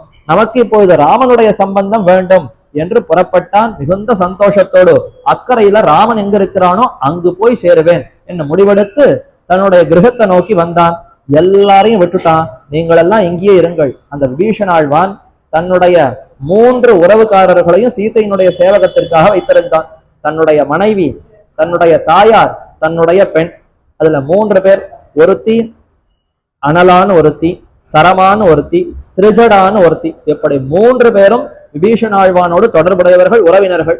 அவர்கள் நேர அந்த சீதைக்கே தொண்டு புரிந்தனராம். எப்பொழுதெல்லாம் சீதைக்கு இந்த ராட்சசிகள் துன்பம் கொடுத்தார்களோ அப்பொழுதெல்லாம் திரிஜடாதான் வந்து, சிச்சி எப்ப பாரு இந்த மாதிரி பண்ணாதீங்கோ, போங்க போங்கன்னு ராட்சசர்களை எல்லாம் விரட்டி சீதைக்கு ஆறுதல் சொல்லுவலாம். அவள் தான் ஒரு தடவை சொல்லி இருக்கிறாள், நீ கவலைப்படாதம்மா சீதை, நான் ஒரு கனவு கண்டேன், சொப்னம் கண்டேன். என்ன சொப்னம்னா, ராமன் சிறந்த பட்டாடை, மஞ்சள் பட்டாடை உடுத்திக்கொண்டு பெரிய அந்த குதிரைகள் கூட்டின வண்டியில ஏறிக்கொண்டு உன்னையும் அடைந்து வெற்றியோடு வடக்கு நோக்கி புறப்படுவதாக பார்த்தேன். அதே சமயத்துல இந்த ராவணன் கருப்பு உடையை உடுத்தி கொண்டு தலையெல்லாம் மொட்டை எடுத்து கரும்புள்ளி செம்புள்ளி குத்தி கொண்டு கழுதை பேரலை ஏறி தெற்கு திக்கமாக போவதை கண்டேன். இப்படி பார்த்திருக்கேன். நிச்சயம் இந்த கனவின்படி ராமன் தான் விஜயராகவனாக ஜெயிப்பான் என்று சொப்னத்தை சொல்ல, சீதை சற்று ஆறுதப்பட்டாள். ஆனாலும் நொந்து கொண்டாள். இந்த சொப்னம் நமக்கு வரலையே, சொப்னோப்பி மம மத்சரி. ஆண்டாளுக்கும் இதுல தான் சிறப்பு. வாரணமாயிரம் சூழவலம் செய்து நாரண நம்பி நடக்கின்றான் என்னது, பூரண பொற்குடம் வைத்து புறமெங்கும் தோரணம் நாட்ட கணா கண்டேன் தோழினான் என்று கண்ணன் ஆண்டாளுக்கு சொப்னத்திலே அனுபவத்தை கொடுத்தான். ஆனால் சீதைக்கோ சொப்னத்துல கூட ராமன் தென்படவில்லையாம். சீதை ரொம்ப துக்கப்பட்டு இந்த வார்த்தையை தெரிவிக்கிறாள், எனக்கு ஒன்றுமே இல்லை, என்னை விட்டு பிரிந்த ராமனும் பின்னாடி பிரிந்த லக்ஷ்மணரும் ஒன்று சேர்ந்தார்களா இல்லையாங்கிறது கூட கனவுல வரலையே, அவர்கள் ஒருத்தர் சந்தித்துக் கொண்டனரா இல்லையாங்கிறது கூட தெரியாதபடி இப்படி கூட ஒரு சொப்னம் கூட வராத ஒரு துர்பாகியவதியாக நான் இருக்கிறேனே என்றெல்லாம் சொல்லி வருத்தப்பட, வேண்டாமோ உனக்கு இந்த வருத்தம் வேண்டாம்னு அவர்கள் தான் கூடவே இருந்து எப்பொழுதும் தொண்டு புரிந்தனராம். ஆக அப்படிப்பட்டவர்கள் இங்க இருக்கட்டும். சீதையோடு அவர்கள் இருந்தால்தான் சீதைக்கு ரட்சகணம். ஆகவே அவர்கள் நாம் அழைத்து கொண்டு போக வேண்டாம்னு விபீஷண ஆழ்வான் அவர்களை எல்லாம் விட்டு அனைத்தையும் விட்டான். பரித்யக்தா மயாலங்கா மித்ராணிச்ச தனானிச்ச பிதரம் மாதரம் தாரான் புத்திரான் பந்தோன் சகீன் குருன் ரத்னானி தனதான்யானி க்ஷேத்ராணிச்ச கிருஹாணிச்ச சர்வதர்மாம்ச சந்தியச்ச சர்வ காமாம்ச சாட்சரான் லோக விக்ராந்த சரணவ் சரணம் தே அவரஜம் விபோ என்று கத்தியத்திரயத்திலே எம்பெருமானார் பெரிய பெருமாளும் பெரிய பிராட்டியும் இதோ பங்குனி உத்திரம் இன்னும் சில நாட்கள்ல வரப்போகிறது. அப்பொழுது நம்பெருமாளும் ரங்கநாயகி தாயாரும் சேர்த்தியில் இருக்கக்கூடிய சமயத்திலே கத்தியத்திரயத்தை விண்ணப்பித்து பெருமானிடத்துல சரணாகதி செய்தார் சாட்சாத்து எம்பெருமானார். அதை போல அந்த விபீஷண ஆழ்வான் அனைத்தையும் உதறி தள்ளி ஏதும் வேண்டான்னு ஆகாசமாக புறப்பட்டான். அப்படி புறப்படுகிற சமயத்திலே பின்னாடி பார்த்தா ஒரு கதை மட்டும் இருந்ததா. அந்த கதை எடுத்து தோல்ல வைத்துக் கொண்டான். 4 இவனுடைய தொண்டர்கள், இந்த விபீஷண ஆழ்வானுடைய சிஷ்யர்களை போல தொண்டர்களை போல 4 அரக்கர்கள் பின்தொடர்ந்தனராம். விபீஷண ஆழ்வான் கையில கதையோடு 4 பேர் பின்தொடர அப்படியே ஆகாச மார்க்கமாக புறப்பட்டான்.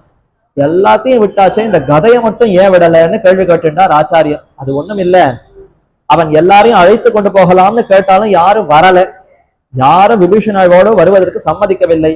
இந்த கதை சம்மதித்ததா? அது சம்மதமும் தெரிவிக்கவில்லை, வரமாட்டேன்னு சொல்லல. கதை அது பேசவே பேசாதே, நான் வருகிறேன்னு சொல்லல, வரலேன்னு சொல்லல. சரி, அது போறோம். பெருமானும் இதைத்தான் எதிர்பார்க்கிறான். அவன் ரட்சிக்கும் பொழுது நீ ரட்சிப்பாயின்னு கேட்கணுங்கிற அவசியம் கூட இல்லை, ரட்சிக்க வேண்டாம்னு உதறி தள்ளாமல் இருந்தால் போறோம். நீ என்னை ரட்சிக்க வேண்டும்னு கையெடுத்து கூப்பி கேட்கணும்னு கூட பெருமாள் எதிர்பார்க்கலையாம். தான் ரட்சிக்க வரும் பொழுது நீ என்ன ரட்சிப்பது, நானே என்ன பார்த்துக் கொள்ளுகிறேன், எனக்கு என்ன பார்த்துக்க தெரியாதா என்று அதனை உதரை தள்ளினால் அப்பொழுது பெருமானுக்கு மிகுந்த வருத்தம் ஏற்படுகிறது.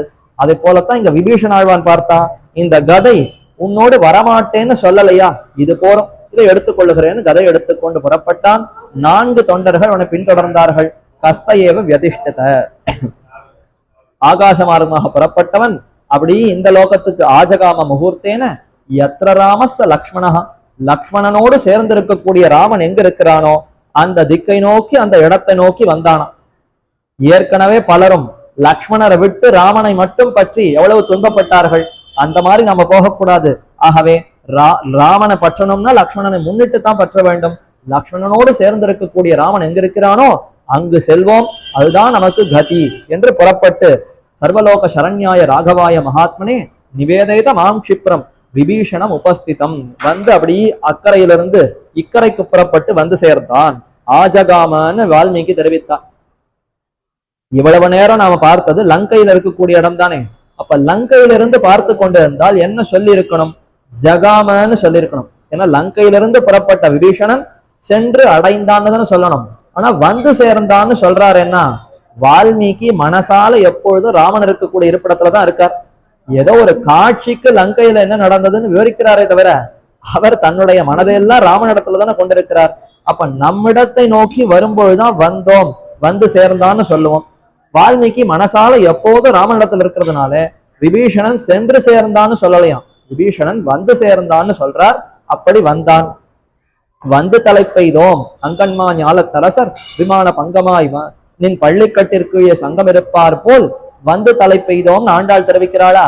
அங்கன்மா ஞாலத்தரசர் அபிமான பங்கமாய், ராஜாக்கள் எல்லாம் எப்படி தங்களுடைய துரபிமானத்தை விட்டு எங்களிடத்துல இருக்கிற சொத்தெல்லாம் ஒன்றுமே இல்லை, வீரம் எல்லாம் ஒண்ணும் இல்லை, சாட்சாத்து ஸ்ரீமன் நாராயணன் தேவரீர் தான் ராஜா அரசர், உம்முடைய தொண்டனாகத்தான் நாங்கள் இருக்கிறோம் என்று அபிமானத்தை தொலைத்து வந்து எப்படி பெருமானுடைய திருவடிகளை பற்றுகிறார்களோ அதே போலத்தான் விபீஷண ஆழ்வான் அனைத்தையும் விட்டு ராமன் திருவடிதான் நமக்கு தங்கம் ஸ்வர்ணம் சொத்து ராஜ்யம் அனைத்தும் என்று ராமனுடைய திருவடிகளை பற்றுவதற்கு வந்தான். ஆகாச மார்க்கமாக சஞ்சரித்து இக்கரையில வந்து கீழே எல்லாரையும் பார்க்கிறான். இத்தனை சுக்ரீவன் வானரர்கள் இத்தனை பேரையும் பார்த்து கைகூப்பி என்னை எப்படியாவது ராமனிடத்துல சேர்த்து வைக்க வேண்டும், ராமனுடைய திருவடிகளில் என்னை கொண்டு போய் சேர்க்க வேண்டும். சர்வலோக சரண்யாய ராகவாய மகாத்மனே, அனைத்து உலகுக்கும் சரண்யன் ராமன். சர்வலோக சரண்யாய, அப்படியா அவன் அனைத்து உலகுக்கும் சரணாகதி செய்ய தகுந்தவனானா ரகுகுலத்துல பிறந்திருக்கிறானே. ஒரு ரகுங்கிறவன் எவ்வளவு பிறந்த சிறந்த அரசன், தன்னை அண்டி வந்த ஒரு பறவைக்கு கூட தன்னுடைய மாம்சத்தை வெட்டி கொடுத்தவன் அல்லவா. அப்ப அப்பேற்பட்ட அந்த ரகுகுலத்துல பிறந்திருக்கிறான்னா இவனும் நிச்சயம் சரணாகதிகள் செய்தவனை ஏற்றுக்கொள்ளுபவன். சர்வலோக சரண்யாய ராகவாய மகாத்மனே, பெருமானிடத்துல நாம சரணாகதி பண்ணணும்னா 2 அவரிடத்துல இருக்கணும். ஒன்று பரத்வம், மத்தொன்னு சௌலபியம். அவர் பெருமையுடையவராக இருக்கணும். நான் போய் காலில் விழணும்னு சொன்னால் யார் யாரோ கால் நீட்டின்னு இருக்கிறவா காலெல்லாம் போய் விழக்கூடாது. உண்மையிலேயே பரத்தம் பெருமையுடையவன் கிட்டதானே காலில் போய் சரணாகதி செய்ய வேண்டும். அப்படி பெருமையுடையவனா ராமன்னா மகாத்மனேன்னு தெரிவித்தார். ராமன் தான் மகாத்மா. அகம் வேத்தி மகாத்மானம் ராமம் சத்யபராக்கிரமம்னு பாலகாண்டம் தொடக்கத்திலேயே விஸ்வாமித்திரர் சொன்னார். தசரதா, நீ என்ன நினைத்து கொண்டிருக்கிறாய்? உன் பிள்ளை சாமானியப்பட்டவனா? அவன் தான் பரதத்துவம் பரமாத்மான்னு அன்றே விஸ்வாமித்திரர் சொல்லிவிட்டு இருக்கிறாரே. அப்ப அப்பேற்பட்ட மகாத்மாவான ராமனை பற்ற வந்திருக்கிறேன். சரி, மகாத்மானா கிட்ட நெருங்க முடியுமோ? ரகு குலத்துல பிறந்திருக்கிறான், ராகவன் பெயர் கொண்டிருக்கிறான், யார் வந்தாலும் ஏற்றுக்கொள்ளுகிறேன் அந்த குணம் கொண்டிருப்பவன். ஆகவே எளிமையும் வெளிப்படுத்துகிறான், பெருமையும் வெளிப்படுத்துகிறான். ஆகவே சரணமடைய தகுந்தவன் இவன் தான் என்று சொல்லிக்கொண்டு என்னை எப்படியாவது கொண்டு போய் சேர்க்கணும்னு விபீஷணன் வந்து நிற்கிறான். கீழே இருக்கக்கூடிய சுக்ரீவன் முதலான வானரர்களுக்கெல்லாம் யாரோ அசுரன் ஆகாசத்துல வந்திருக்கிறானே, இவனை நிச்சயமா ராமனிடத்துல கொண்டு போக கூடவே கூடாது. அஸ்மானந்தும் சம்சயா, நம்ம எல்லாம் கொல்லுவதற்காக வந்திருக்கிறான், இவனை விடவே கூடாது, எல்லாரும் சேர்ந்து திரளுங்கள் என்று வானையிட எல்லா வானரங்களும் கையில ஒரு மரத்தை பிச்சுட்டுதான், ஒரு பெரிய பாறாங்கல்லு பாறையை பிச்சுட்டுதான். ஒரு கையில மரம், ஒரு கையில இந்த மலை தொண்டு, எல்லாத்தையும் கையில எடுத்துக்கொண்டு கிட்டக்க வரட்டும், இத்தாலேயே அந்த விபீஷணனை முடிச்சு விடுகிறேன், அந்த அசுரனை இத்தாலேயே கொன்று விடுகிறேன் என்று எல்லா வானரங்களும் கையில அத்தனை தூக்கி கொண்டு நின்றனவாம். நமக்கு பார்த்தா எவ்வளவு பயங்கரமா இருக்கும். ஐயோ, வானரத்தை பார்த்தாலே பயம். அதுகள் வேற கையில இத்தனை குரங்குகளையும் கையில மலையும் மரத்தையும் வேற பித்து கொண்டு நம்ம அடிக்கிறேன்னு வந்ததுன்னா எவ்வளவு பயந்து போய்விடுவோம். ஆனா விபீஷணன் பயப்படவே இல்லையா. இவர்கள் எல்லோரும் ராமனிடத்துல இருக்கக்கூடிய பரிவு, ராவனுக்கு இவனால என்ன ஆபத்து வந்து விடுமோங்கிற அந்த பதட்டம், அந்த பயத்தினால இவர்கள்லாம் இப்படி இருக்கிறார்கள். நிச்சயம் அவர்களை கண்டு விபீஷணன் பயப்படவே இல்லையா.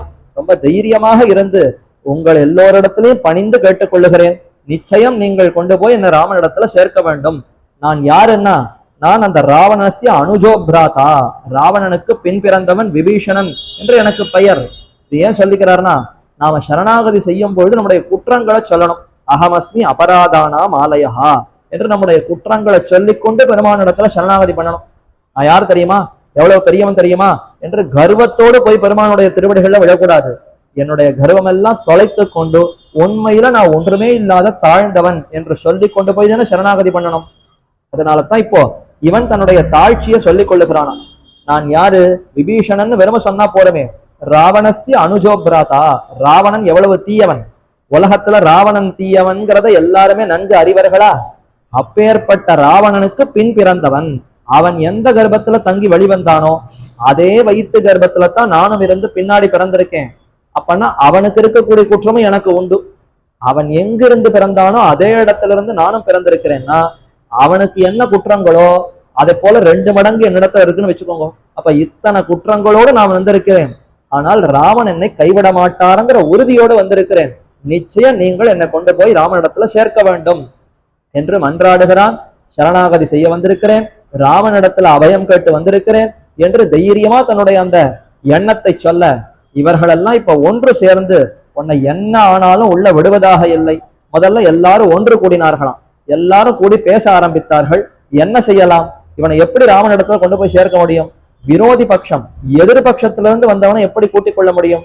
கூட்டிக்கவே முடியாது. இவனை என்ன ஆனாலும் சரி, இங்கேயே கொண்டு விடுவதுதான் உத்தமம் என்று சுக்ரீவன் முதலான எல்லோரும் பேசினார்களாம். சரி, நாம பேசி முடிவு பண்ணா கூடாது, ராமனிடத்திலே சென்று விடுவோம், ராமனிடத்துல போய் சொல்லுவோம், அவர் என்ன முடிவெடுக்கிறாரோ அதன்படி செய்வோம். ஏன்னா நாமெல்லாம் ராம தொண்டர்கள், ராமனுக்கு பிடித்ததுதான் நாம செய்ய வேண்டுமே தவிர தன்னிச்சையா என் மனசுல பட்டபடி செய்யக்கூடாது. அதுதான் ராம தொண்டர்களுக்கே இருக்கக்கூடிய ஒரு கௌரவம். நாமெல்லாம் இப்ப ராம பக்தர்கள், எம்பெருமானுடைய பக்தர்கள்னு சொன்னா நாம இஷ்டப்பட்டபடி நம்முடைய காரியத்தை நாமே செய்யக்கூடாது. ஒரு நல்ல காரியமோ எந்த காரியமாக இருப்பினும் இந்த காரியத்தை செய்வதற்கு முன்பு நம்ம கிரகத்துல இருக்கக்கூடிய எம்பெருமான் இடத்துலயோ அல்லது கோவில்களோ எங்க நாம இஷ்டமா போய் பெருமானை வணங்குகிறோமோ அங்க போய் சொல்லணும், இந்த காரியத்தை செய்யலாம்னு இருக்கிறேன், இது நன்மையா தீமையா என்ன ஏதுன்னு தேவரீர் தான் பார்க்கணும். இது நல்ல காரியமாக இருந்தால் இதை நடத்துவதற்கு தேவரீரே சக்தி தர வேண்டும், தேவரீரே கூட இருந்து இதை நடத்தி தர வேண்டும், அவரிடத்துல அனுமதி கேட்டுக்கொண்டு காரியத்தை செய்ய வேண்டுமே தவிர எல்லாம் நானே செய்து விடுகிறேன்னு நாம எந்த காரியத்தையும் செய்வதுங்கிறது கூடவே கூடாது. எது சாட்சி, சுக்ரீவன் முதலானவர்கள் எல்லாம் நேரடியா நானே இந்த விபீஷணனை கொன்று விடுகிறேன்னு கொன்று இருக்கலாம்.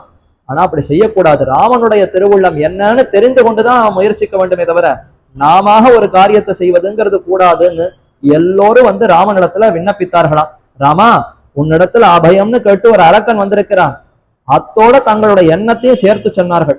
எங்களுடைய பட்சம் இன்னதுதான், அவனை எதிரி பட்சத்திலிருந்து வந்ததுனால சேர்த்து கொள்ளவே கூடாது, கொன்றொழிப்பதுதான் நன்மை, நீர் உத்தரவு கொடுத்தால் கொன்று விடுகிறோம் என்று எல்லாரும் வந்து சொல்ல, ஏன் அவசரப்படுகிறீர்கள், கொஞ்சம் நிதானமா ஆலோசனை செய்யலாமே, அவன் எப்படிப்பட்டவன் என்ன ஏதுன்னு தெரிந்து கொண்டு பின்னர் நாம என்ன செய்யலாம்னு முடிவெடுக்கலாமே என்று ராமன் சற்று சுதாரித்து பேச, சரி ஒரு பெரிய ஆலோசனை கூட்டம் நடத்தலாம்னு எல்லா வானரங்களும் பேச ஆரம்பித்தார்கள். முதல்ல சுக்ரீவன் தன் கருத்தை சொன்னான். அடுத்து அவனை தொடர்ந்து அவனுடைய மந்திரிகள் எல்லாம் பல பேர் பேசினார்கள். ஒவ்வொருத்தர் ராமனுடைய முகத்தை பார்த்து பார்த்து பேசினார்களாம். ஏன்னா இந்த விபீஷணன் வருவனான்னு தான் அவன் காத்துன்னு இருக்க. வந்த விபீஷணனை இவர்கள் கொல்லணும்னு சொன்னா ராமனுக்கு எவ்வளவு கஷ்டமா இருக்கும். ஒவ்வொருத்தரா கொன்றே ஆக வேண்டும்னு சொல்ல சொல்ல ராமனுடைய முகம் அப்படியே வாடி போயிடுதான். மலர்ந்த தாமரையை ஒத்திருக்கக்கூடிய ராமனுடைய முகம் அப்படி கூம்பி போய் ஒண்ணுமே அவருக்கு சந்தோஷமே இல்லாமல் வாடி போக ஆரம்பித்ததாம். இதை பார்த்து ஒவ்வொரு குரங்கா அபிப்பிராயத்தை மாத்திண்டே வந்தது. ராமனுடைய அதாவது சுக்ரீவனுடைய மந்திரிகள் எல்லாம் சரி நாம இப்படி பேசுவது ராமனுக்கு பிடிக்கவில்லை போல இருக்கிறது, சற்று மாற்றி பேசுவோம். ராமா, ஒன்று செய்யலாம், ஒரு குரங்கு பேசிட்டு நாம அவனை கூட்டு விசாரிக்கலாம். அவன் எப்படி பேசுகிறான், என்ன சொல்லுகிறான்ங்கிறத கேட்டு அவன் நல்லது பேசினான், நமக்கு நன்மையாக பேசினான்னா நம்ம இடத்துல சேர்த்துக் கொள்ளலாம். அதே தீமையாக பேசினால் அவனை கொன்றொழித்து விடலாம் என்று இப்படி பேசுறாளாம். அது எப்படி சட்டுன்னு அவரை நம்ம இடத்துல சேர்க்க முடியும்?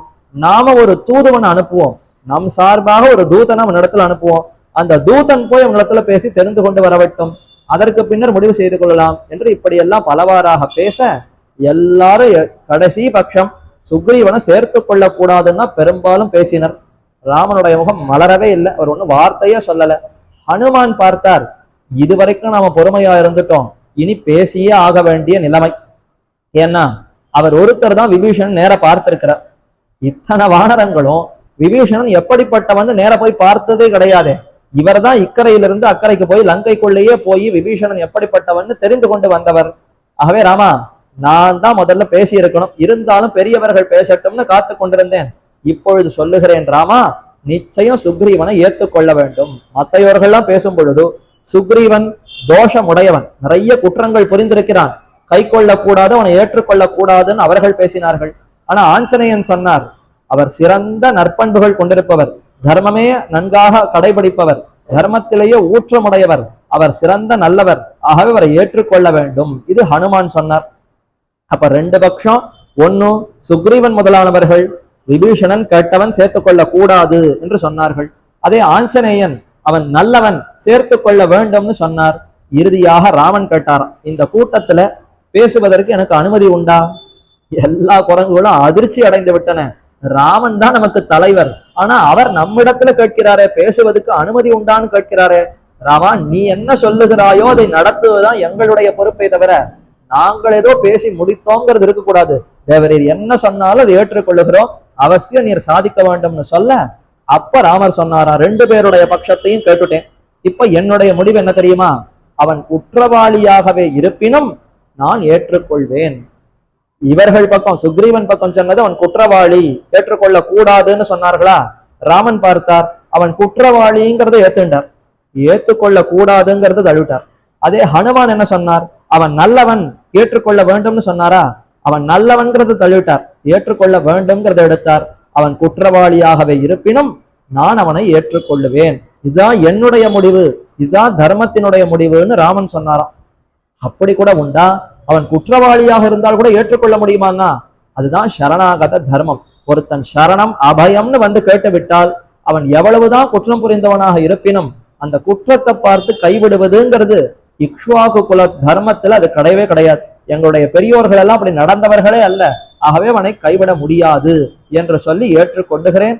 மித்ர பாவேன சம்பிராப்தம் ந த்யஜேயம் கதஞ்சன தோஷோ யத்யபி தஸ்ய ஸ்யாத் சதாமேதத் அகர்ஹிதம். இப்படி செய்தால்தான் பெருப்பெருத்த ரிஷிகள் எல்லாம் என்னை ஏற்றுக்கொள்ளுவர்கள், என்னை வணங்குவர்கள், என்னை கொண்டாடுவார்கள். நான் மட்டும் இன்னைக்கு இந்த விபீஷணனை கைவிட்டேன்னு சொன்னால் நாளைக்கு ராவண அனைவரும் ஏசுவர்கள். ஆகவே அப்படி இருக்க முடியாது, விபீஷணனை ஏற்றுக்கொண்டு தான் ஆகுவேன் என்று சொல்லி மேல ஒரு வார்த்தையும் சொன்னார். ஒருவேளை நீங்கள் இப்ப விபீஷணன் வந்திருக்கிறான்னு சொல்லுகிறீர்கள், கிட்டக்க போய் பார்த்தால் அவன் விபீஷணன் இல்ல ராவணனே வந்திருக்கிறான் ஏன்னா ராவணன் ஏதான சித்து வேலை பண்ணி ஏமாத்தி விபீஷணன் வேடத்துல வந்து நம்ம இடத்துல கலக்கணுங்கிறதுக்காக விபீஷணன் உருவத்துல வந்து பின்னாடி அவன் விபீஷணன் அல்ல, உண்மையாகவே அவன் ராவணன்னு தெரிந்து கொண்டு இவ்வளவு நேரம் நாம பேசினது விபீஷணனுக்கு தான். ராவணன் வந்தால் சேர்த்து கொள்ளலாமா கூடாதுன்னு இன்னொரு தடவை ஆலோசனை பண்ணணும். கூடவே கூடாது சுக்ரீவா, அவன் ராவணனாக இருப்பினும் அவனையும் நான் ஏற்றுக்கொண்டு விட்டேன் என்று சொல்லுகிறார்னா இது என்ன குணம்? தன்னுடைய மனைவியை களவாடி கொண்டு போய் திருப்பியும் கொடுக்காமல் அவ்வளவு குற்றம் புரிந்திருக்கக்கூடிய ராவணனிடத்துல கூட அவன் ராவணனாகவே இருப்பினும் நான் அவனுக்கு அபயம் அளித்தேன், அவனை நீ என் இடத்துல கொண்டு வந்து சேர்க்க வேண்டும்னு சுக்ரீவனிடத்துல சொல்லுகிறார்னா என்ன குணம்? ராமனை எப்படி கொண்டாடுவது, எப்படி அனுபவிப்பது ஒன்றுமே புரியவில்லையே. அப்படி ராமன் அபயம் அளிக்க சரி என்று அனைவரும் ஏற்றுக்கொண்டனர். என்ன குணம் என்ன குணம்னு கொண்டாடி இப்போ சுக்ரீவனையே நியமிக்கிறார். நீ போய் அவனை அழைத்து கொண்டு வா, ஏன்னா நீ தானே அவனை சேர்த்து கொள்ள கூடாதுன்னு சொன்னாய். கூடாது, பாகவதர்களா இருக்கக்கூடிய நீங்கள் அந்த பாகவதனை என்னிடத்துல சேர்க்க வேண்டுமே தவிர அவனை சேர்த்து கொள்ளக்கூடாதுன்னு எப்படி பேசலாம்? ஆகவே நீயே போய் அவனை என்னிடத்துல சேர்த்து கொள்ள வேண்டும், அழைத்து கொண்டு வான்னு சொல்ல ஆணையேனம் ஹரிஸ்ரேஷ்ட தத்தமஸ்யா பயம் மயா, அபயம் அழித்து விட்டேன், போய் அழைத்து கொண்டு வான்னு சொல்ல சுக்ரீவன் இதுவரைக்கும் எதிர்த்தான். ஆனா இப்ப சந்தோஷப்பட்டான்.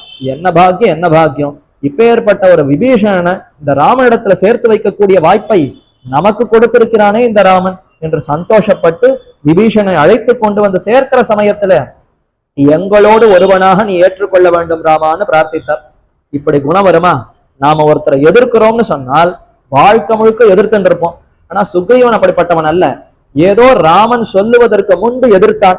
ஆனா ராமன் புரிய வைத்த பிற்பாடு என்ன குணம் என்ன குணம், ராமனுக்கு எவ்வளவு பண்பு, விபீஷணனுக்கு எத்தனை குணம் என்ற அனைத்தையும் புரிந்து கொண்டு விபீஷணனை ஏற்றுக்கொள்ளக்கூடிய சமயத்துல சொல்லுகிற வார்த்தை எங்களைப் போலே ஒருவனாக ஏற்றுக்கொள்ள வேண்டும். ஏன்னா இதுவரைக்கும் எங்களிடத்துல எவ்வளவு அன்போடு இருக்கிறாயோ அந்த அன்புல துளி கூட அவனிடத்துல மாறுதல் கூடாது.